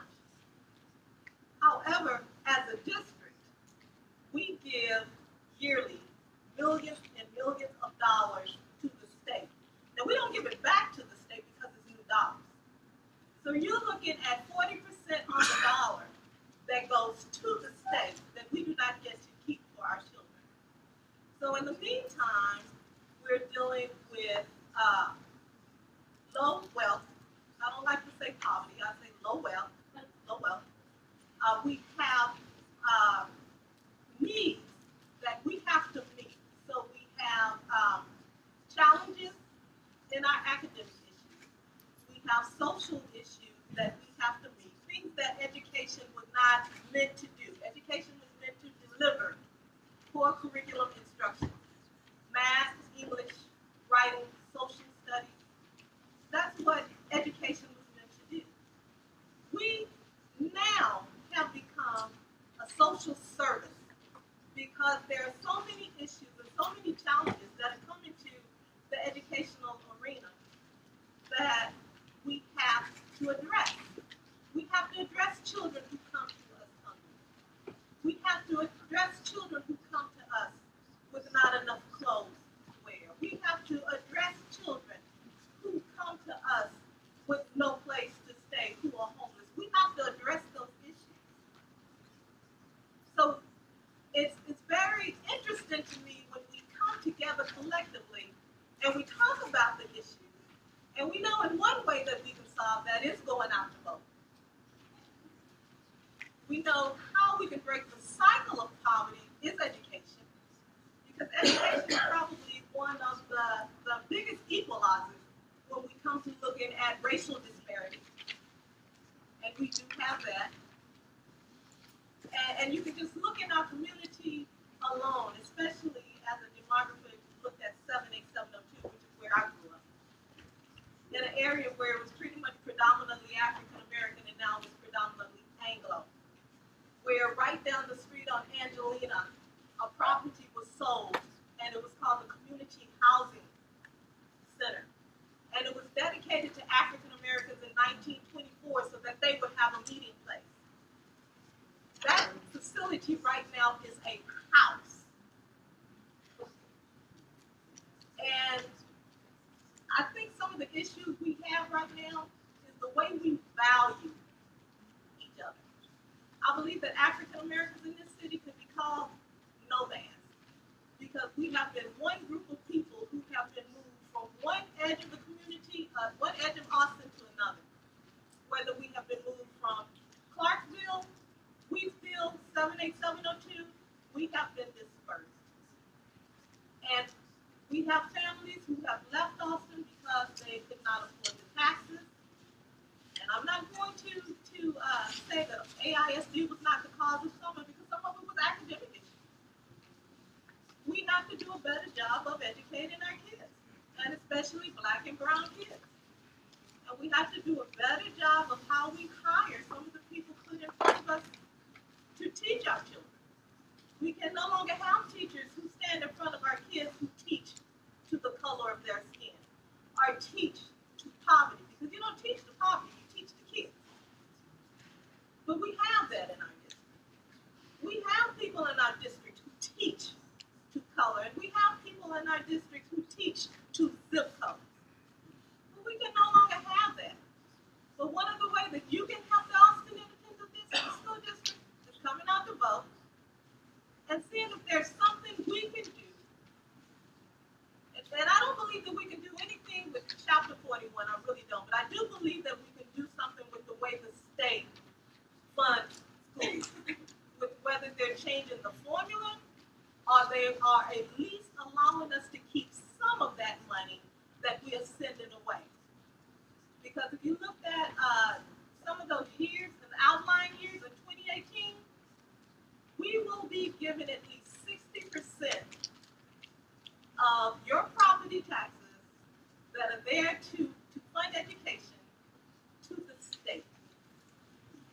So please show up to vote and get as many people as you can to vote, because it's going to be imperative that we let people know that we cannot continue to fund education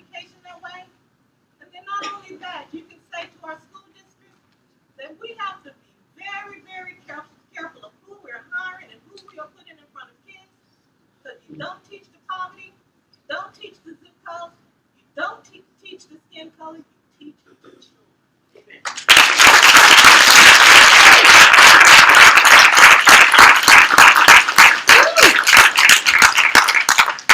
Next, we'll have Megan Stabler from Human Rights Campaign. How we doing? Holding up, everybody? Good.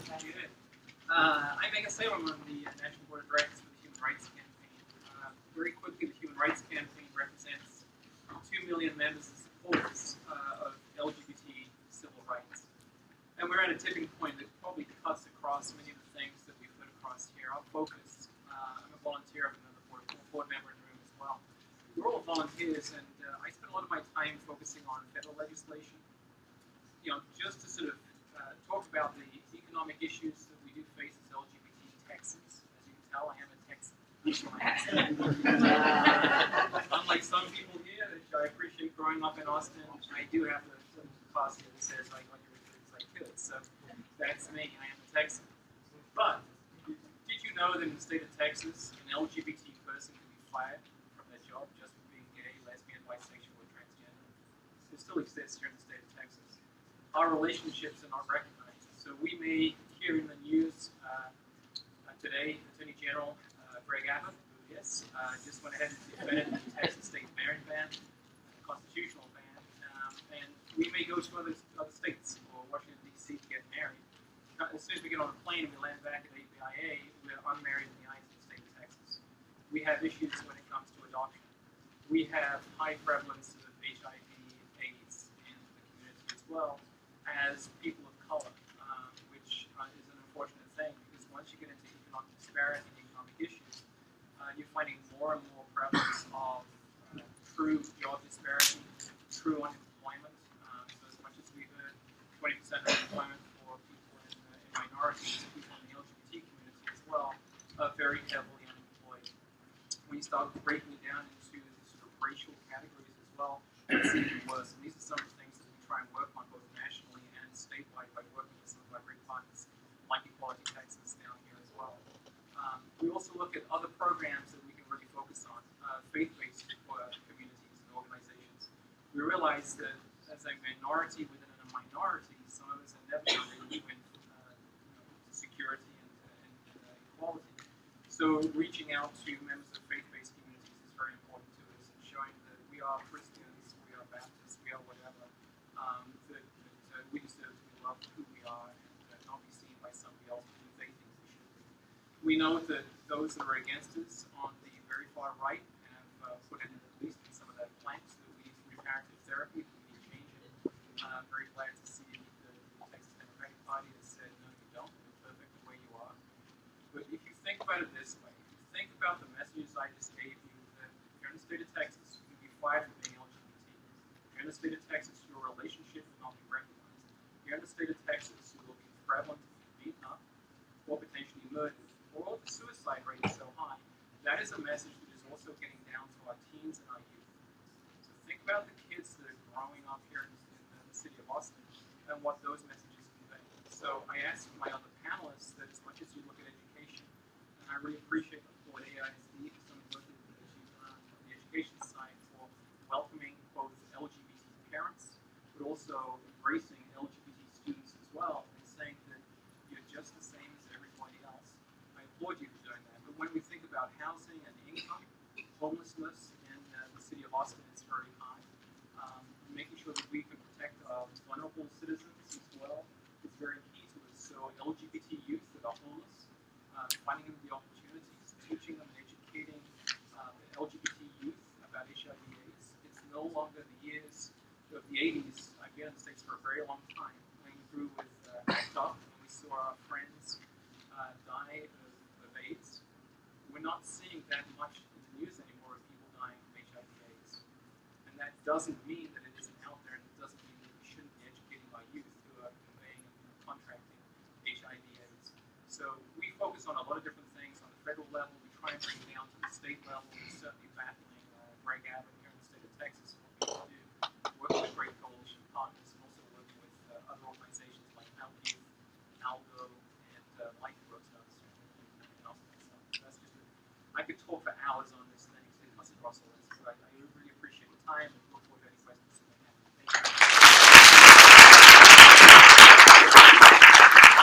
Thank you. Next, I'll have Dave Cortez from Sierra Club come up and speak. Thank you for putting this together. It's really an honor to be here with all you people and all these folks here.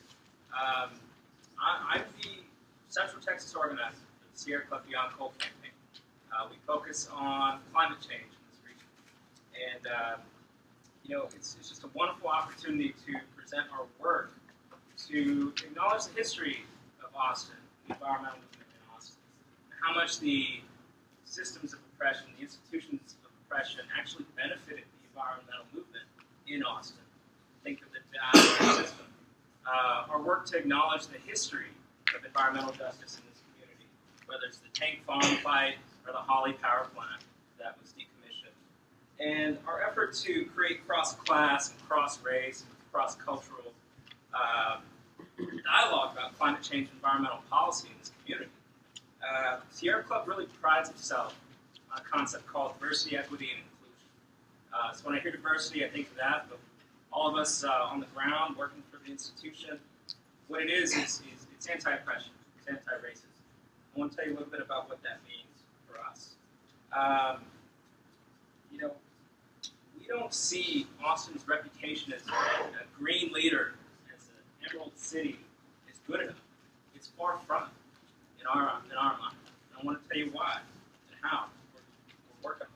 We're crafting a new strategy founded on principles of environmental justice, climate justice, and anti-racism that not only elevates our status as a green leader, but strengthens it by ensuring that voices of communities most impacted by high electric bills, high water bills, by air pollution, by lack of access to transit, lack of access to healthy food at the grocery store, lack of access to well-paying green jobs, that these voices aren't only heard, but they're offered a space to help in the effort and to lead in the effort to make Austin a city that has truly just, truly green, and truly strong policies that come from the people that we can rally behind, that make us a really sustainable city.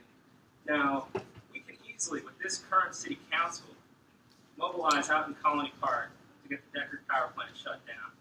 Because we have that power with them.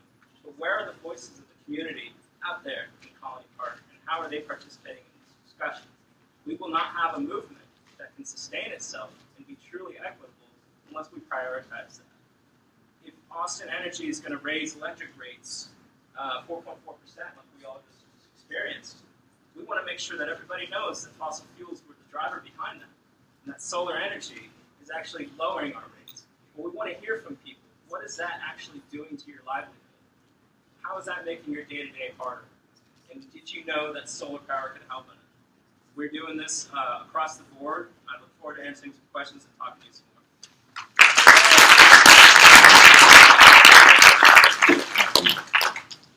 Next, I'll have Richard John.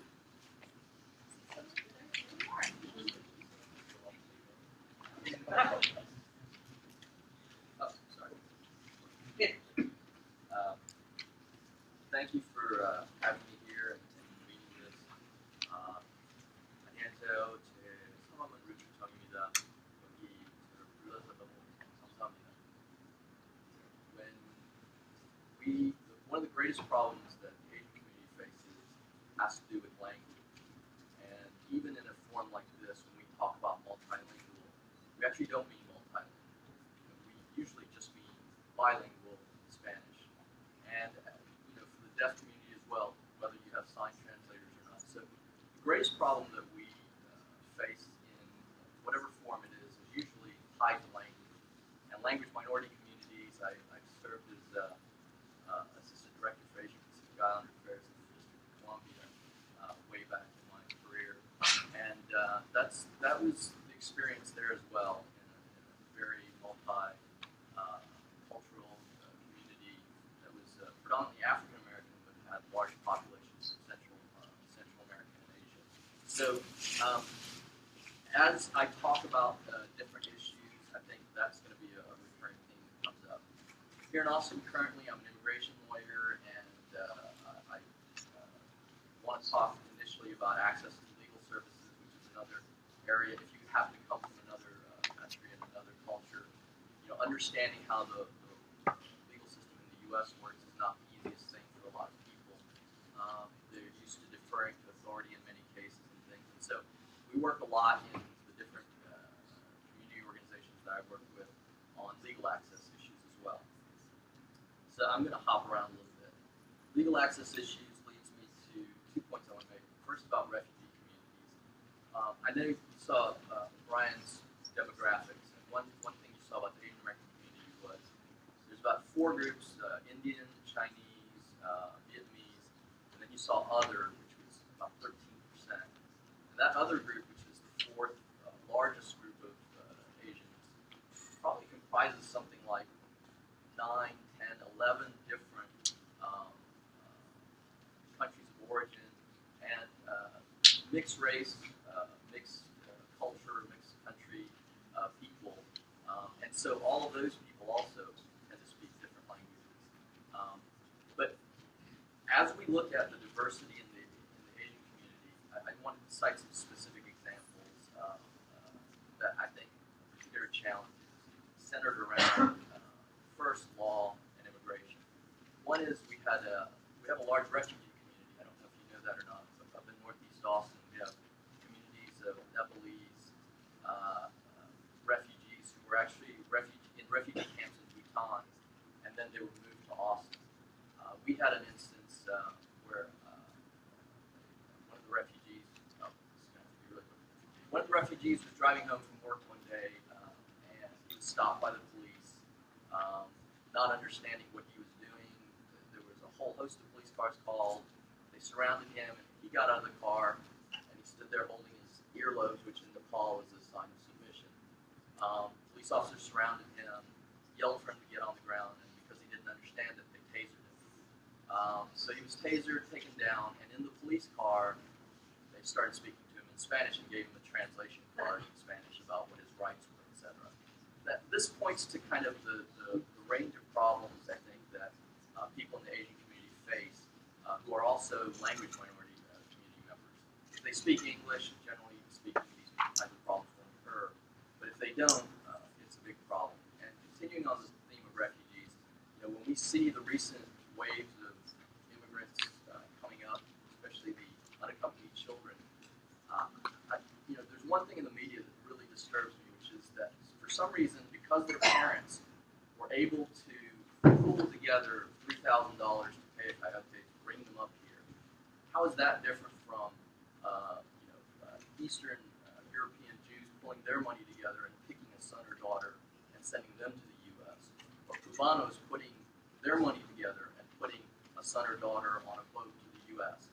I think there's no difference except in the way that these things are perceived. And in Asia as well, families will pool their money just so that they can try to get somebody to the U.S., so that they have a chance to get away from war situations. It seems like it's your source destination. If you're coming from a communist country, or if you're coming from Hitler's takeover of Germany, it's okay. But if you're coming from Central America, where there's massive gang violence, etc., that seems to be a different story. And I think in all of these situations, we just need to have a broader perspective and outlook on what it means for migrants to come to the U.S. and how we should understand their situations better in order to make sure that they're included and they become future productive citizens of the United States.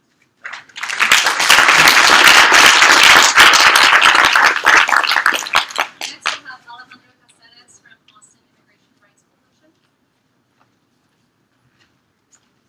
That's me.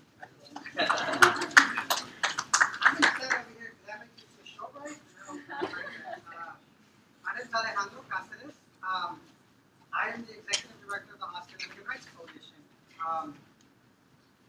So I want you to thank Richard. You did bring up something that I'm going to talk about, right? Which is the way that the immigrant community and the way that, like, in a larger scale, the communities of color here in Austin deal with law enforcement, right? Because it's very different than the way that non-communities of color deal with law enforcement, which is a major problem because if you're African American, there was a threat that the police will shoot you down.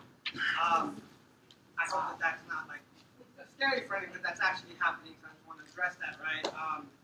And if you're documented, if you're, you know, an immigrant of any sort, you're a threat of getting deported.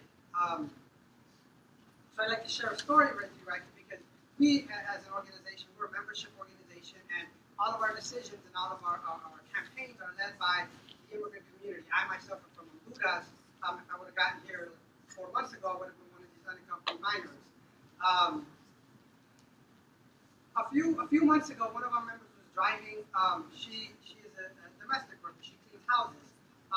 She was driving on her way to work. She was speeding because she was late for whatever reason. You know, she was on her way to work. Speeding 5 miles. We've all done it. Guilty. She got stopped by the police officer. The first thing that she did was not reach for her driver's license. Was not reach for her insurance. The first thing that she did was call up all of her friends and tell them, hey, I'm getting arrested right now, or I might get arrested. I've just been stopped by the police. Can you please go pick up my daughter? One of my daughters is a ballet. The other one is in boxing. I'm not sure if I'm going to be able to pick them up pick them up tonight. Can you please promise me that you're going to pick them up and tell them that I'm okay? So I share this with you, right, because this is the system that, like, the documented community lives in, right, where Travis County and Austin say that they are very progressive and liberal county. That is not the case. That is the case depending on what, like, category you fall in, right? It is not the case for the undocumented community. It is the case that about 4,700 people have been deported since 2009. 19 people a week. That is creating a crisis for us, and that is a crisis for the immigrant community, right? That is not only a crisis for us, that is a crisis for entire Austin and all of Travis County. Because when you have a huge section of a community, or a huge section of your community that doesn't trust the cops, that will actually rather, you know, be a victim of a crime than to call the cops because they're scared they're going to get deported, that is a problem for us. That is a problem for all of the counties. And we, you know, thank you to the Texas Democratic Party, and thank you for the Travis County Democratic Party, because they have pushed a resolution to try to get the Secure Communities ESCOM out of Travis County. And we are on our way to get a county resolution because the city just voted 7-0 to make sure that they just find any way to opt out, and the county is about to do the same thing. And we would love the support of everyone because I know how important it is to vote. Some of the folks can't vote, right? So we'd love the support of everyone to go out there, you know, whenever this resolution is going to be presented, to go out there, call your county commissioners, tell them that you want a better, safer and a better Austin for everyone. Thank you.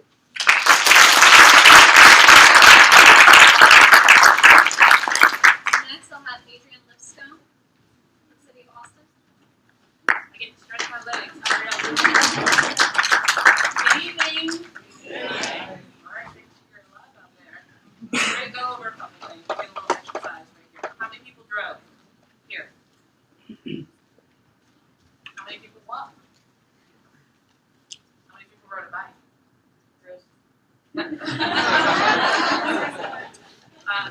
How many people love traffic? Oh, whoa.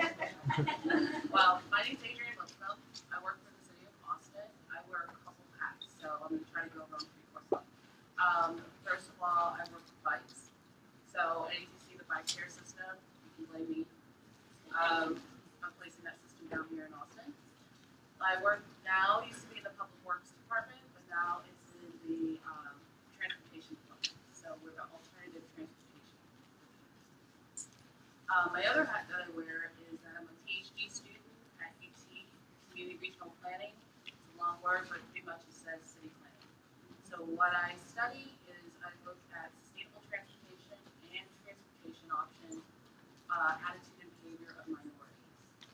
So my background really is architecture. So I came from buildings, and you kind of wonder, why did I come from buildings to now riding bicycles? I started working as a planner for the city of San Antonio, where I'm originally from, and I would ride my bike to work once in 3 months.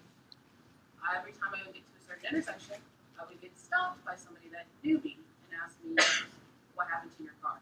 And I would say nothing happens in my car. And this would happen over and over again to the point I started saying, oh, my car got stolen. Or I would wake up labeling, it caught on fire, something. So I started wondering, why am I being asked about riding a bicycle or even being at a bus stop or asked if I needed a ride? Well, I had different forms of transportation, so I have like 5 or 6 bicycles at home I can ride, plus my car, but I just chose to ride my bike. So my study, or what I studied, started going, what do other people think about me, or as an African American, choosing more active transportation? But then I started wondering, what do African Americans think about their own forms of transportation?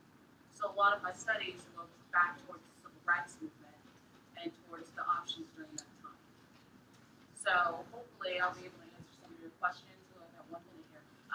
Hopefully I can answer some of your questions, or if you'd like to speak to me afterwards, you can. Thank you so much.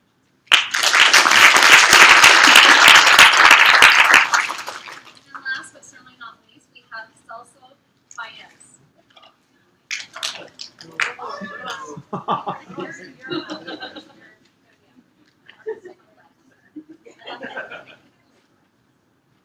Celso Baez. And behalf of Lila, I'll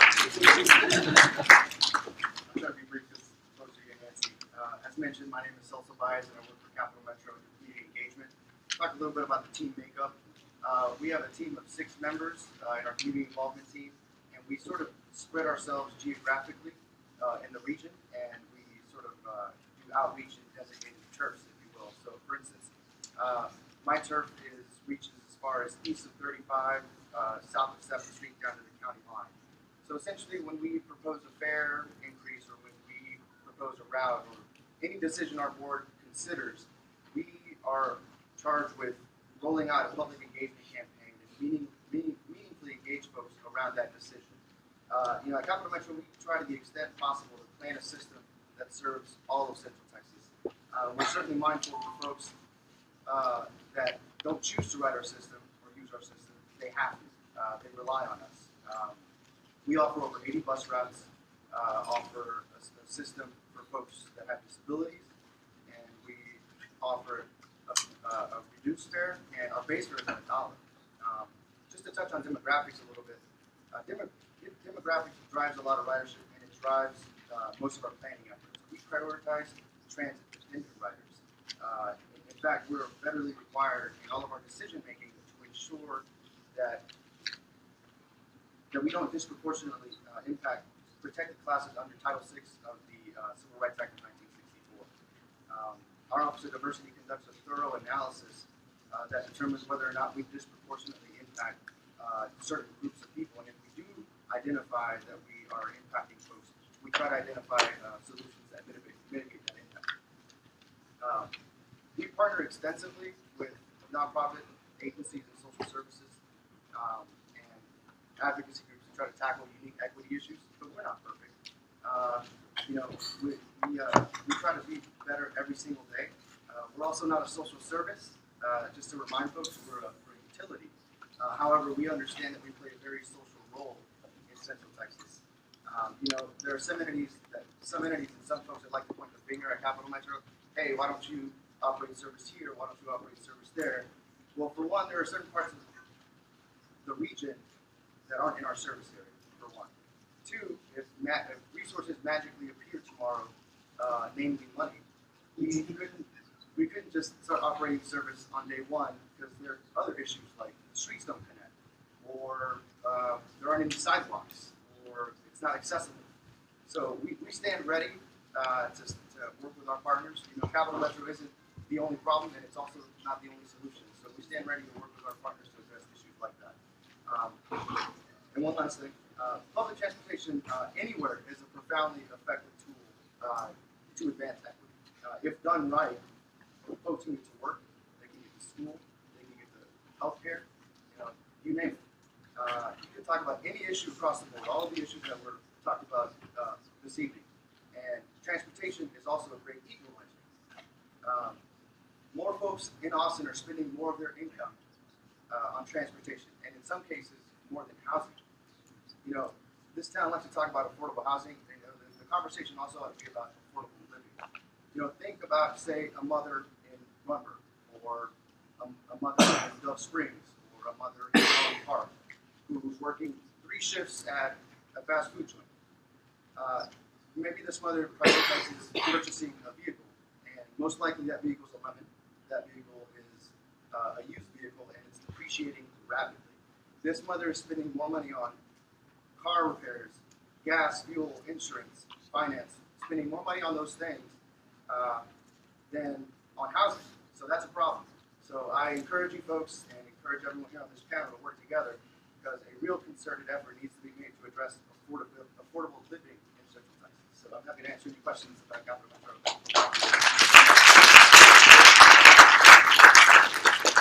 So he was not last, but Lila Valencia is last, and she's certainly not least. Please welcome Lila Valencia. I think it's okay that I went last, because I think we're expected to like introduce ourselves and talk about the group that we advocate for, things like that. And I'm not here as an advocate tonight. I'm representing the Office of the State Demographer and the Institute for Demographic and Socioeconomic Research. I'm a demographer with those two groups. And so I guess what I really like to talk about is, as an active member, as an active Latina in my community, a lot of people ask us, you know, every time election time comes around, is, why don't Hispanics vote? You know, like, why, what can we do to get more Hispanics to vote?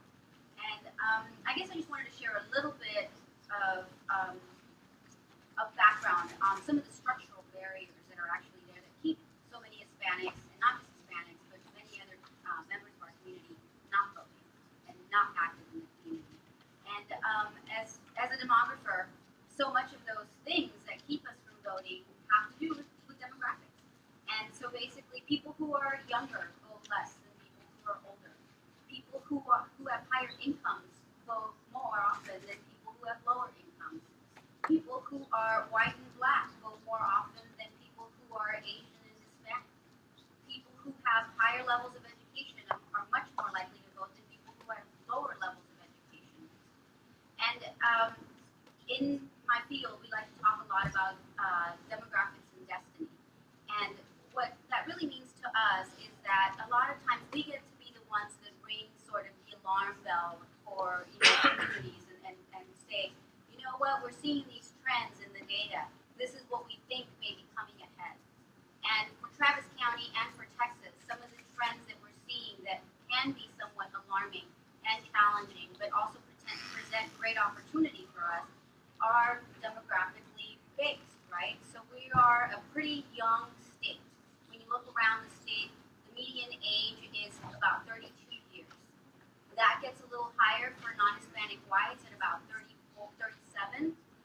It gets a little bit younger for African Americans at about 32.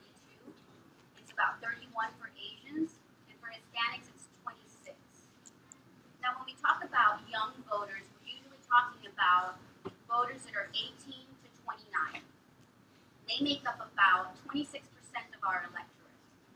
Some of that is a lot of Hispanic voters. As I mentioned, their median age is about 26 years of age. So you have some real structural barriers there, and these issues all touch what all of these panelists have been talking about when it comes to education, when it comes to affordability, when it comes to transportation. All of those things are going to determine whether or not, or the likelihood of somebody going out to vote. And so, I just earlier this year, there was a study on what, the longer your commute is, the less likely you are to vote. And it makes total sense, right? We think about that. And if you really do think about it, I mean, a lot of us decided we were going to come to this community meeting, depending on what time it started, depending on where we were in the city, whether we were going to have to fight traffic or not, depending on how far away our home is. And so some of us who are not here, who would have liked to have been here, probably live a lot farther away, probably have lower incomes, probably have lower education levels. Maybe some of us are younger. And those are all the demographic variables that are, that are forming the foundation of what our electorate looks like. And I'm going to quickly go on, since I have the time to probably just answer that second question that we're supposed to get to as to what do we do.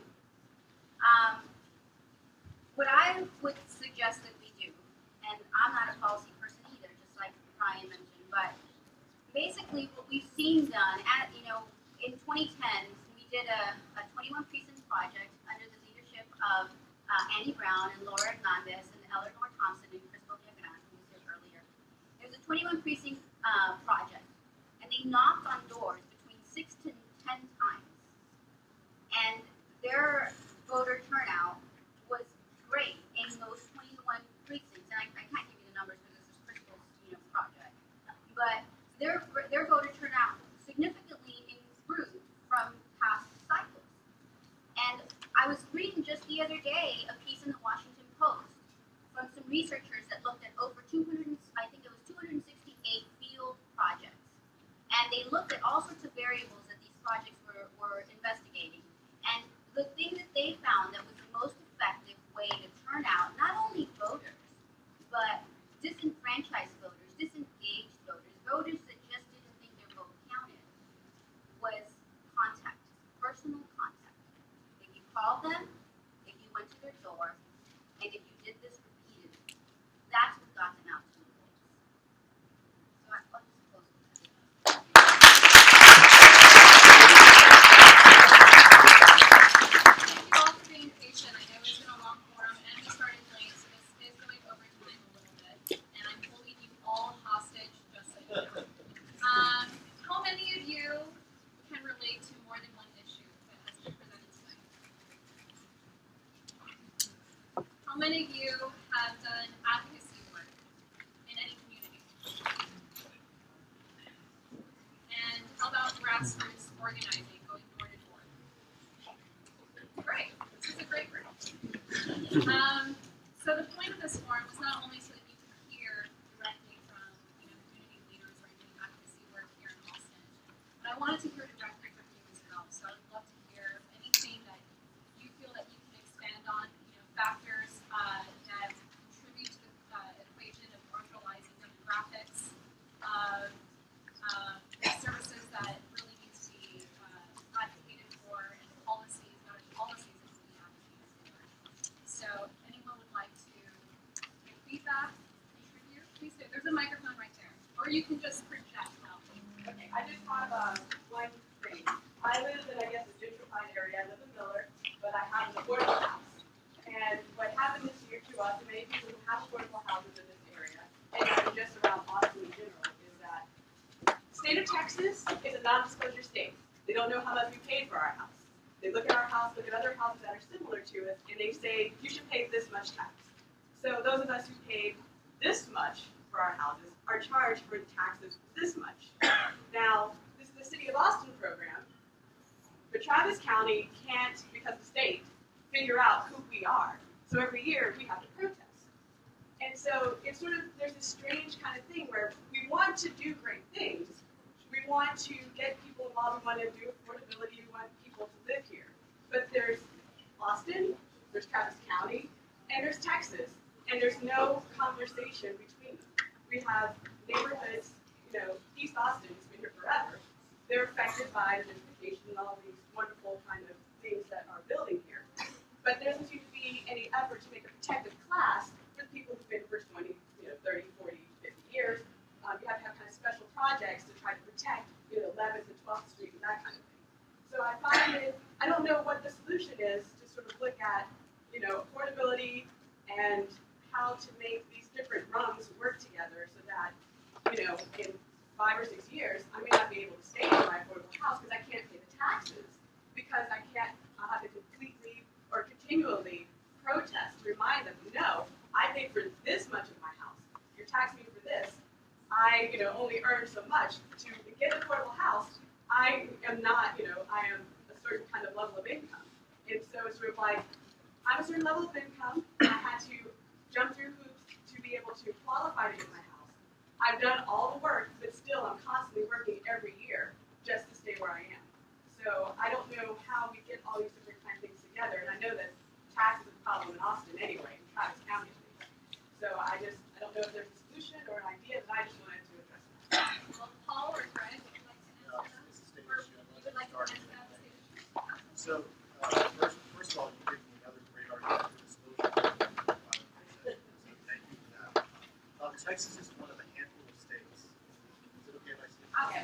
No, you can't hear you. Speak up. Well, sorry. So Texas is one of a handful of states that doesn't have disclosure, right? So I think it's about 7 states. So it's about 7 states that don't have it. So that presents a lot of problems, right? So it makes it so that the appraisal districts don't know exactly what to charge a lot of times, or what's expressed in terms of taxation purposes, right? It's become a really serious problem in Texas. I'll say that it's a bill that I've worked on in previous sessions.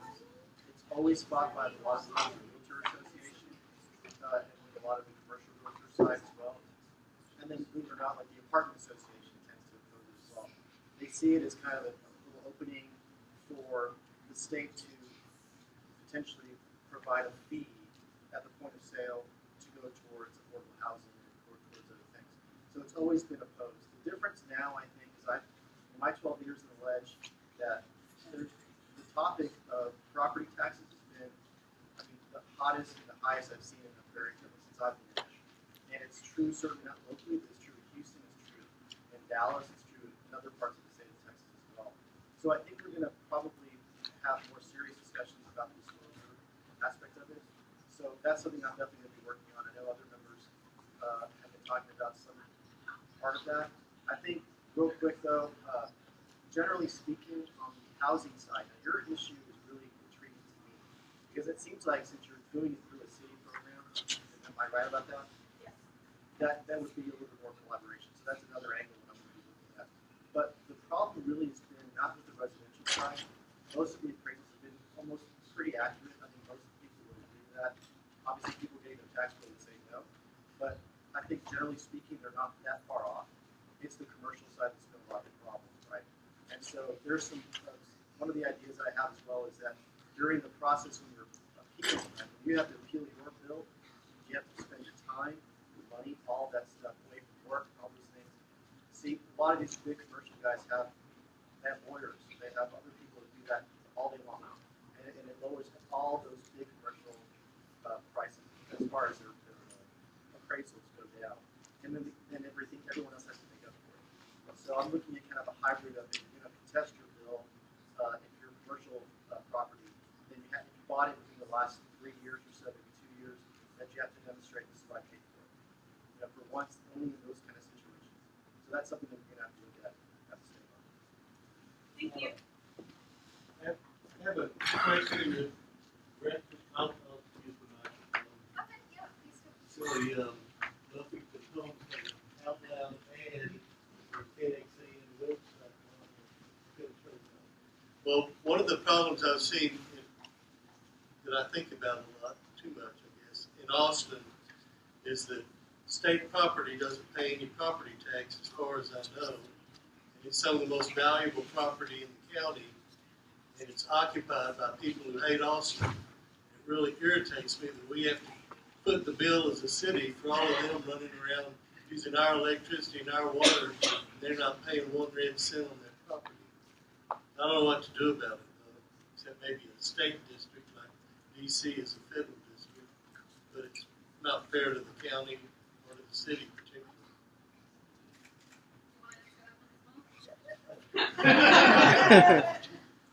That's a hard one. I mean, I don't want to get up. It's getting late. I think it's difficult. I mean, the state does pay city of Austin utility rates. They do pay utility rates, but it's a lower rate. They kind of negotiate a lower rate. As far as property goes, I mean, that's a constitutional. They never change the constitution. It's like saying AISD claim would pay, or would pay we don't pay that. City property tax. It would be like saying the school district needs to pay the city of Austin property taxes. And it's an added expense. Thank you. Thanks. Anything else to contribute? Yes. Yeah, my name is Chris Corsby. I'm precinct chair for 442 over at South Austin, right by 35 and Ben White. And I've noticed one thing, listening to all these great people coming up here speaking to us tonight, is that it seems like income inequality is a factor in all of the issues we've been touching on. And I look around here and I see mostly people who are over 40, who are probably pretty well educated, probably a high percentage of homeowners. And it seems that the demographics I've seen growing up here, we got here in '69, is that it's becoming younger and more rich and more poor. And it used to be real different when most of the young people were students and you had a whole lot of middle class, retail, government, university, school jobs, and now it's different. So I'm wondering how all these different people and all the individual communities that they're active in, how we can all pull together to change the way that Travis County Democratic Party is serving this new Austin population in a way that just crosses all of these communities. So if anyone has some thoughts they could share on that, I'd be very happy to hear them. I think I can answer that a little bit. I mean, the whole point of this public forum is so that Travis County Democratic Party can be held more accountable to representing the community at large and building relationships collectively with not just active organizations, but really active community members in general, and activating community members that are not active yet. So that these relationships actually show the fruition of what it's like to have a collective effort to make better policies that actually implement equity where equity is lacking.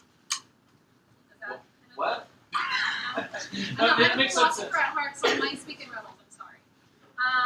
But basically, to answer your question, it's really the formation of relationships in the community with existing organizations and constituents that will make a difference as far as advocating for better policies. So, having forums like this where we're having a conversation where everybody's contributing to it, also exposed to it, seeing what's actually affecting the community at large, I think will help us get on the same page of advocating for better policy that really works for everybody.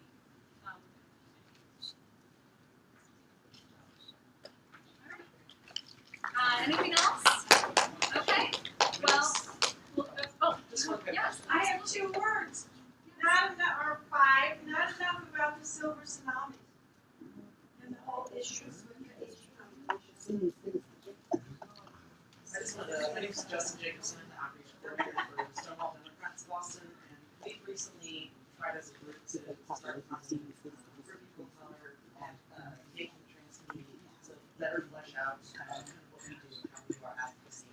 And I'm wondering going forward, because all of you have wonderful things to say about your respective communities, how, if anyone wants to answer this, what are you going to dedicate to do to go into to speak with the Hispanic community, speak with the African American community, because we're all talking the same thing. The issues that face the hurricane in Austin are very similar to y'all's.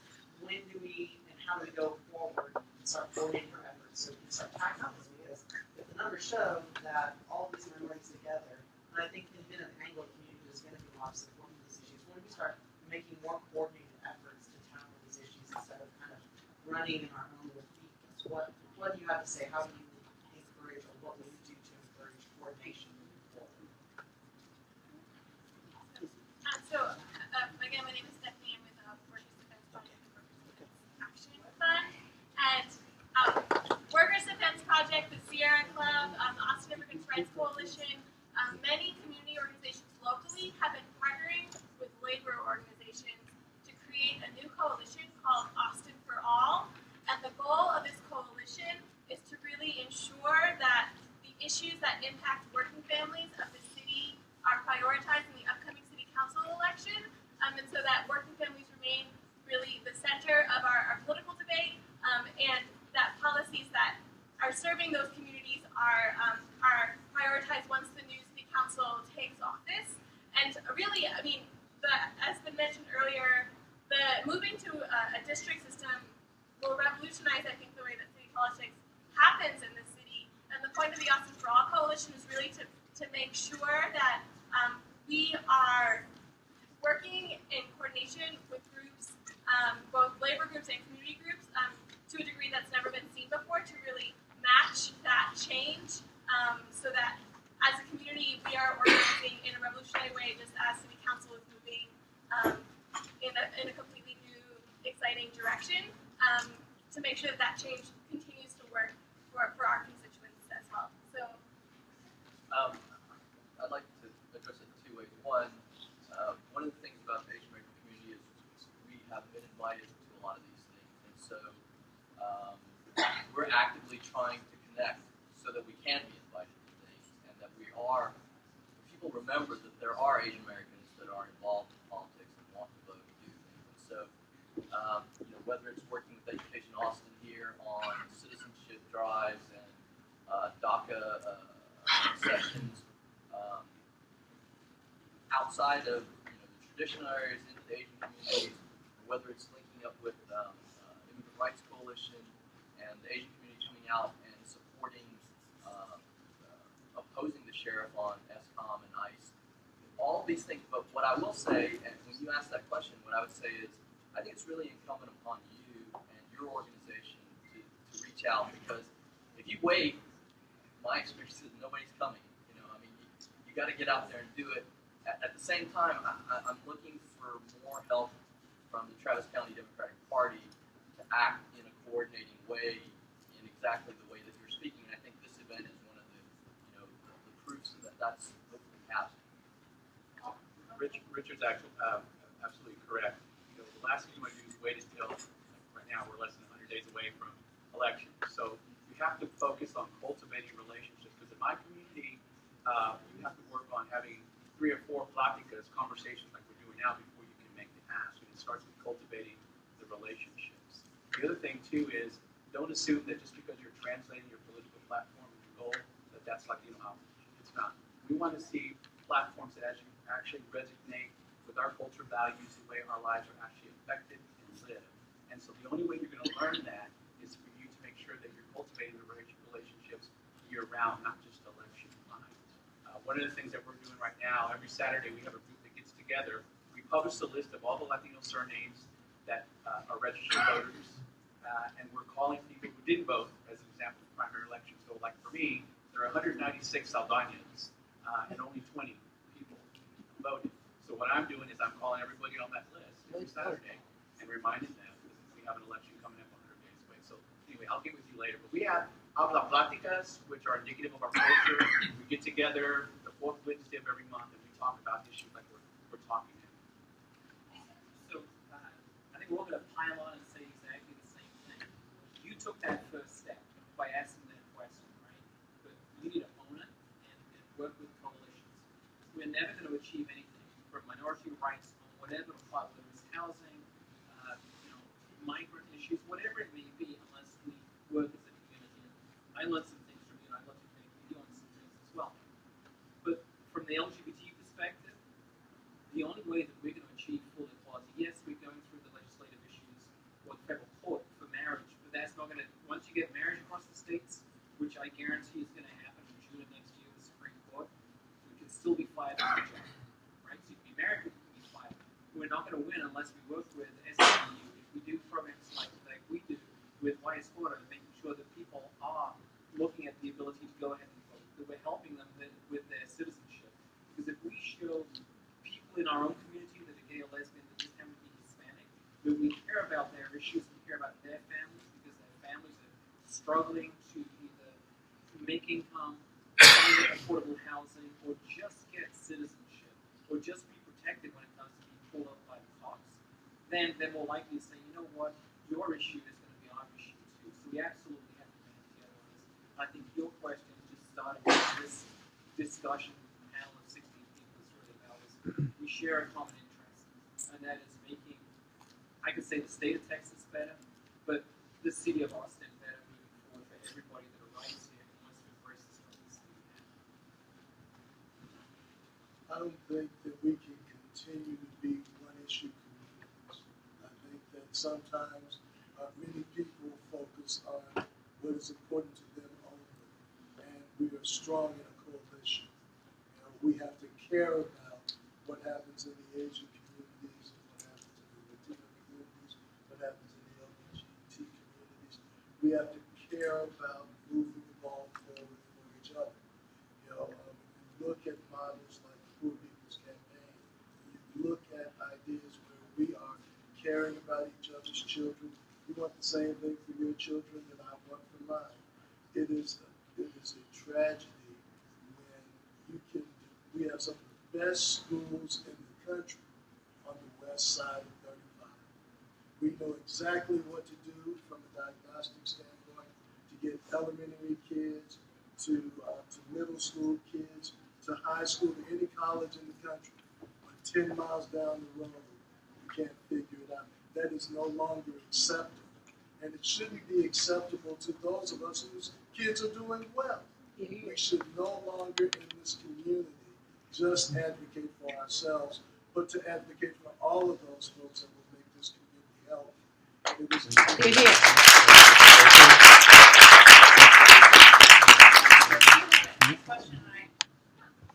Well, let me just say, we could go on for hours. I know all of us could.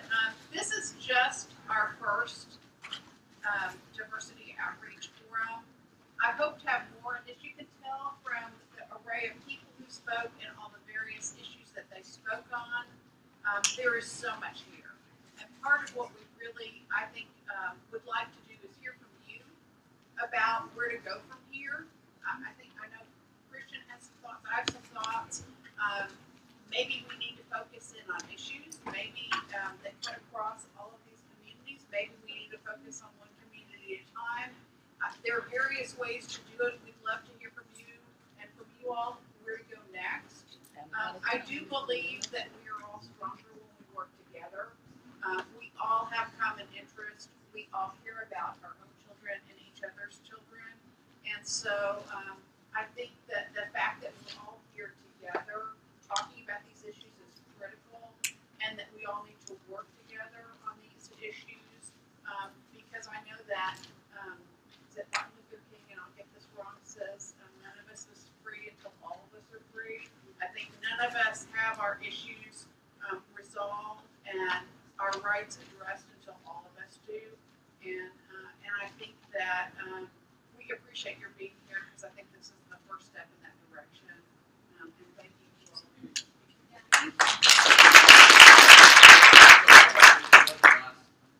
Because it's really focused on what one thing that's happening is that events, particularly with young people, are moving us past some of these divisions.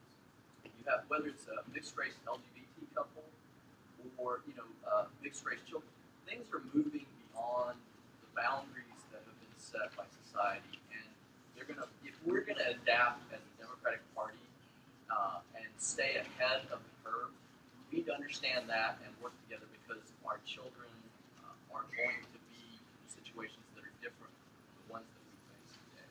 And I think what you're asking, though, points to that. All right. I encourage everyone to speak with the panelists if you'd like to develop relationships. Speak with me, anyone in this room. It's really about building relationships. And so, And also speak to the people at the tables, because they're doing the grassroots work that is going to help address these issues. And they're out there knocking doors, as are many of the candidates in this room. Yes. I just wonder if it would be possible for our panelists to be listed somewhere on Facebook or on the website to facilitate networking across. They are all listed on our Facebook page. The Diversity Outreach Facebook page has a list of everyone who spoke. And our website as well,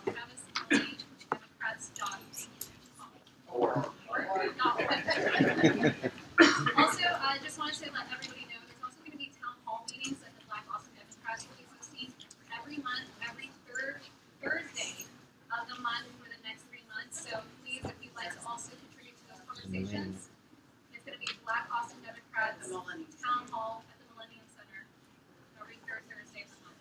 Thank you so much. Have a good night. Great job.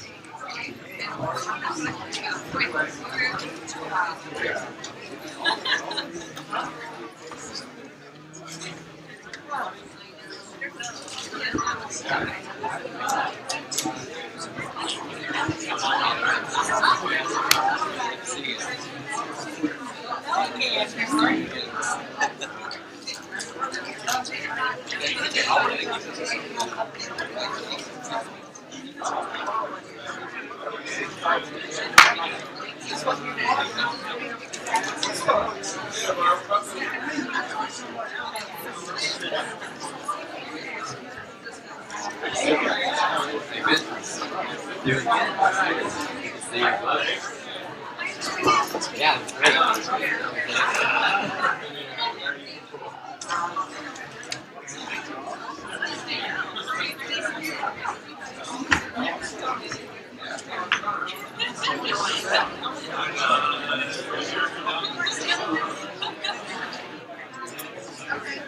Somebody left that. No good out in the audience.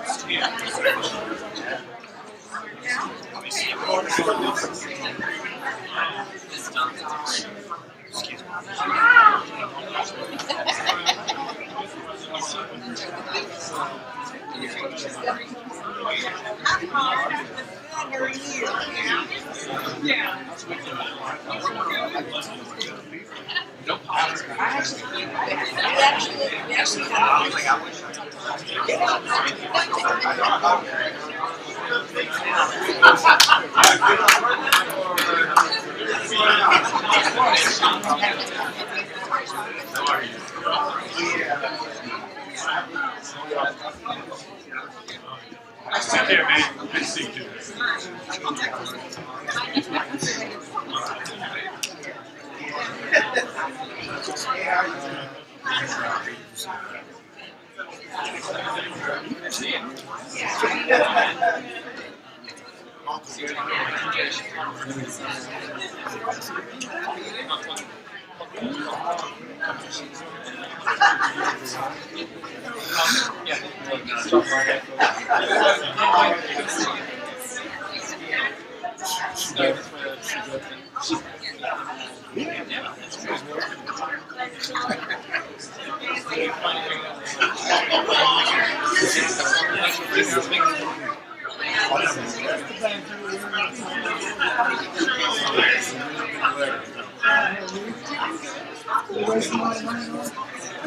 Oh yeah, I know.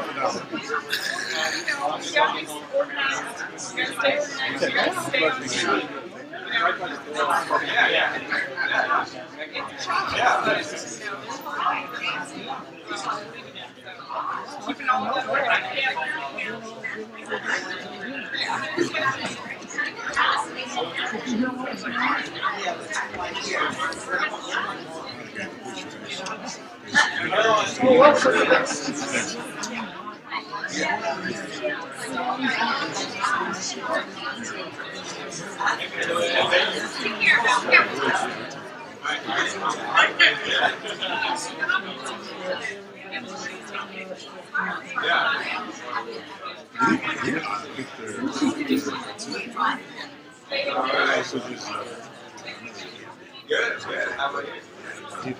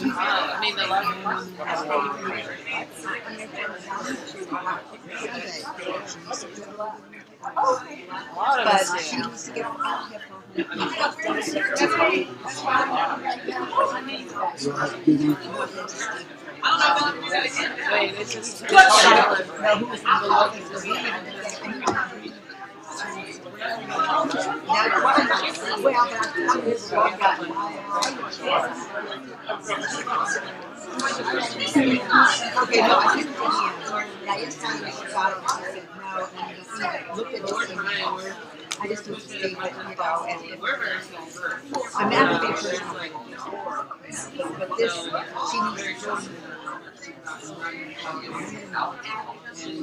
Right now we don't have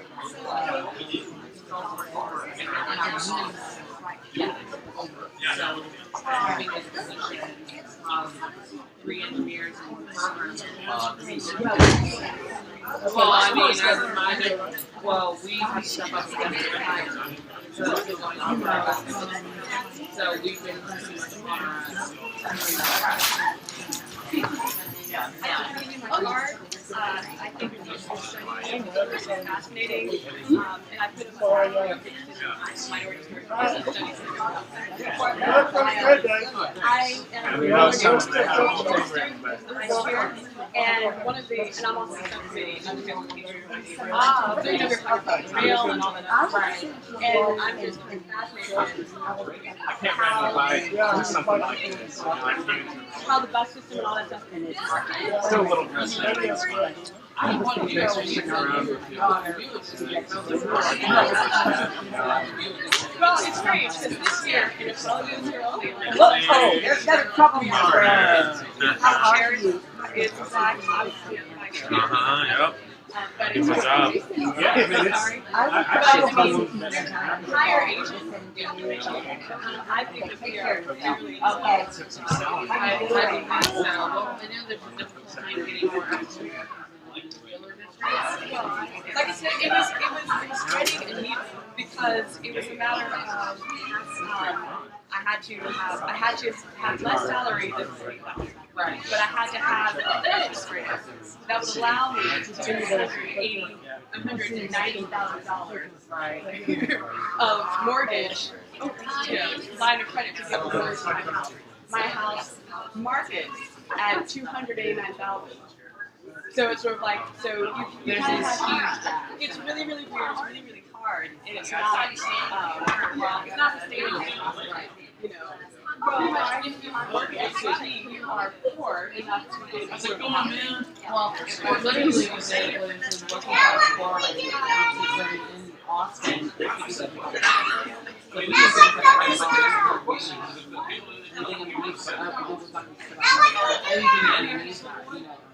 You're awesome. Right.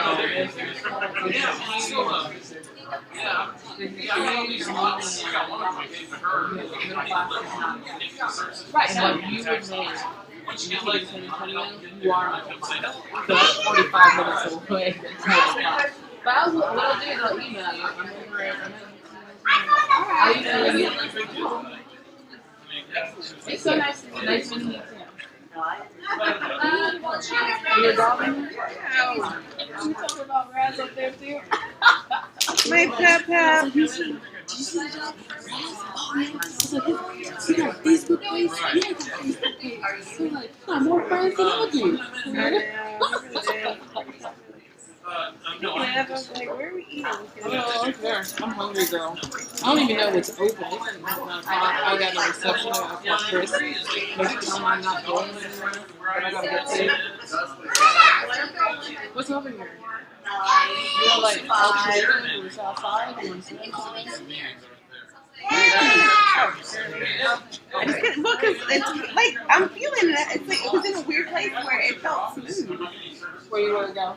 I know, wherever this side of town. I got a lot that I was living on over at Oak Hill. I live in your district.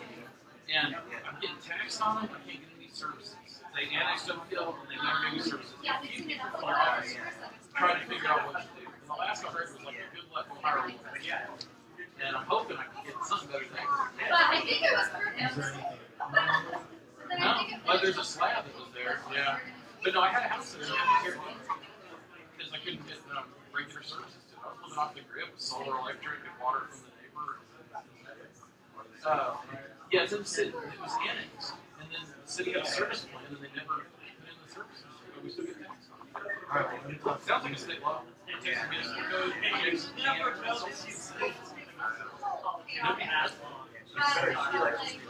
but it's in there. I don't know how else I can An individual probably can't.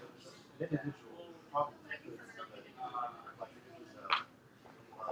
That's probably. How can you not get taxed? How can you get taxed if you can't get services? I think so. I can't remember. I think it was here. First it was this gal that left. Yeah. I mean, it's a mess. You know, I went down to the city development assistance center. And I said, I think these are doomed lots. You're welcome. I'm Dawnna. It's a kid dude thing. I don't know, man. Oh yeah. I went to protest them, and they're like,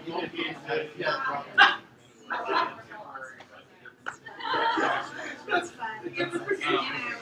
well, no, they're saying that they're going to tax it for its values, but I can't even sell it because it's illegal. I don't know. I read the Texas municipal code. I'm trying to figure it out. I'm not an interpreter, and I read some other book that would go and help you interpret different sections of it. Yeah. I don't know, man. I can't follow up on it. Okay, that's good. I think it was Huey. Yeah, like Huey Long. That's right. Anybody who has problems. Right, but if you can't, there's no value to the property because you can't. There's no service. You're paying for city services. You don't get it. I mean, Ready to run into the tax office? We were ready to do it. We had to do it, Judge. Yeah, it's like, which judge can drive faster than the problem with the lady. No, I didn't.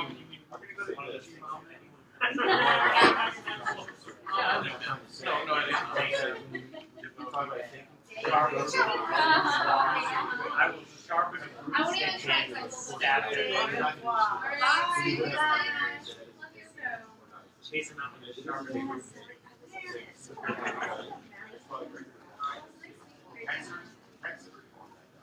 Well, comparable lots. How can you compare them to something that actually gives utility? I mean, anyway, I don't want to get down a bunch of details on this, but I'm still hoping to figure out someone who would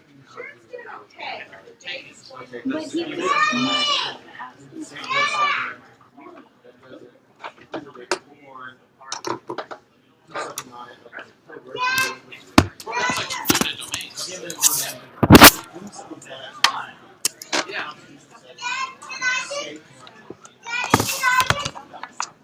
Well, and, yeah, it's like, okay, you pay money so you can get services, and then you Yes, baby. Okay, thanks, Eddie. He has all your contacts. Yeah, and he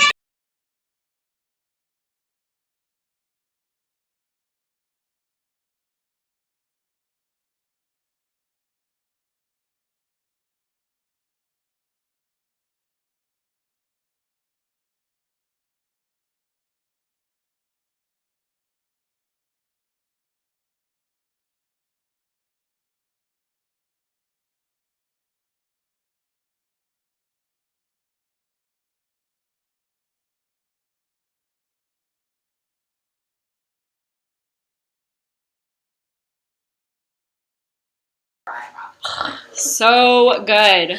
I know, so cool.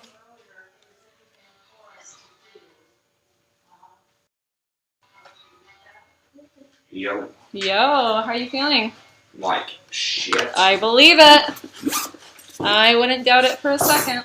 Our plan is to not do that very aggressive. Good morning. Where's Joe? Where's he?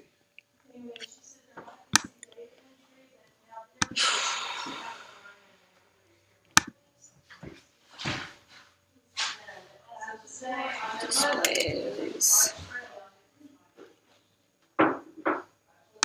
That's interesting. Oh no, it's still recording.